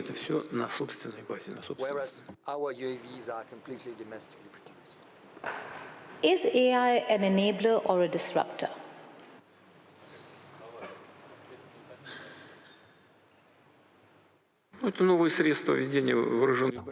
Well, this is a new means of warfare. There's nothing strange about that or nothing new. Everyone starts getting ready once it has already become part of real life, real warfare. But these are not the only means of carrying out warfare. The outcome is assured through a combination of forces and instruments and tools, and most importantly, thanks to the motivation, the morale of the armed forces themselves. It is also assured through internal cohesion and of the society. So these UAVs carried out a strike against a coal port. So they created some noise. There was this fire because of the coal. Did they achieve something? Yes, they did. Is that a decisive factor for achieving their goals? No, it's not. Because you need internal cohesion and union in society. You have to have your own industrial base for defense industry. You have your You have to have your own scientific base and your own resource base. Russia has all of that. And we do that, and we will do that. So the sooner those who are fighting us understand that, the better it's going to be for them. We are coming to the fag end, but I still have a few questions. Yes, I'm sorry, you spoke about Iran, and we have to do them credit. Iran manages to assure internal stability within its society. This is an incontestable fact. Once the hostilities started, some in the West thought that the country would crumble from the inside, but it didn't happen. This analysis proved to be erroneous.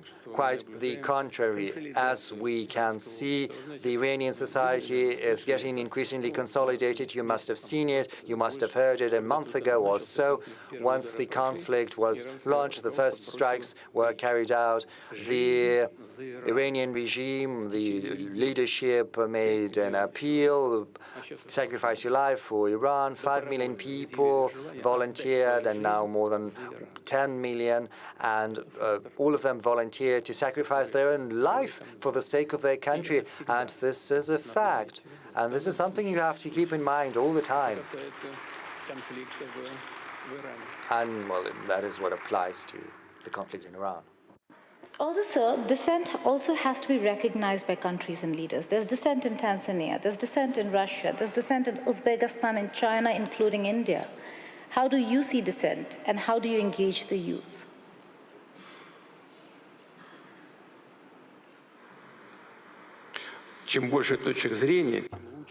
The more points of view exist, the better it is, because you can choose the best. Okay, I have to ask my India question.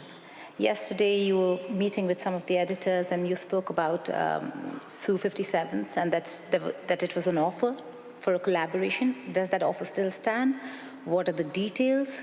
And what's the conversation you're having with New Delhi?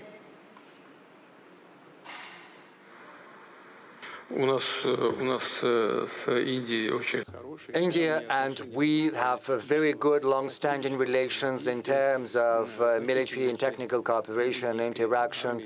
A significant portion of the armed forces of India are equipped with Russian equipment, with Russian material. This is a tradition that dates back to the Soviet times, and this tradition is kept alive. Our relations with the Indian friends are specific in that, thanks to our mutual trust, we concentrate not just on trade, not just on buying and selling, we're also concentrating on joint research and development. One of the most, the greatest examples is the medium-range missile BrahMos. Indian experts participated in the design of this missile from the very beginning, and Russian experts as well, and the outcome was great. India has traditionally been purchasing our aircraft, both planes and helicopters from us. Su-57 is a very good aircraft, probably the most modern one, the most up-to-date in the world as of now, and it is also the most efficient. We offered, and I said that to our Indian friends yesterday, we offered we should do that together. Well, it didn't work out, but we did it on our own, and we stand ready to sell Su-57, probably. You know, there are 2 pilot configurations, and it could also serve as a command center. So forging ahead, and we are very efficient, not just in aviation, but also in maritime equipment, submarines, and... Is there a waiver or carve-out for India in acquiring and procuring Su-57s and S-500 air defense systems from the United States of America? And will that stand? How do you think India should be dealing with America and the sanctions? Индия всегда ведет себя как...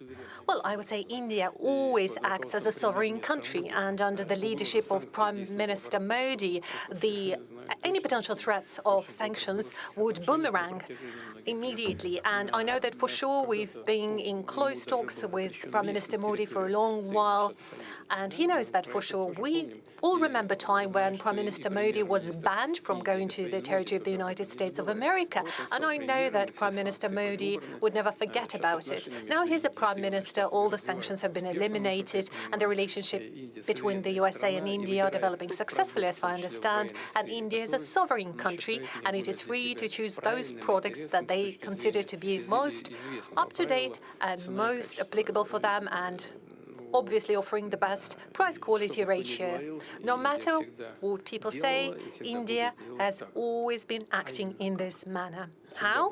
Well, India is always guided by its national interests. Of course, that is a very sensitive area, the defense area. But one thing is particularly important. It is crucially important. And the thing is that our cooperation with India, just like with all other partners of ours, is not subject to political environment. We can't be dictated. Do not deliver that to India. Nobody can dictate us, and nobody would even try to do that. We are always going to do what we consider to be right, and we will always stand true to commitments given to our partners, especially such partners as India. And in this key, in this spirit, according to those rules, we do our business, and this is how we're determined to continue. I began the session by saying we can't be dictated to, and my co-moderator, President Putin, has said the same. On that note, we end the session. Thank you so much for joining us.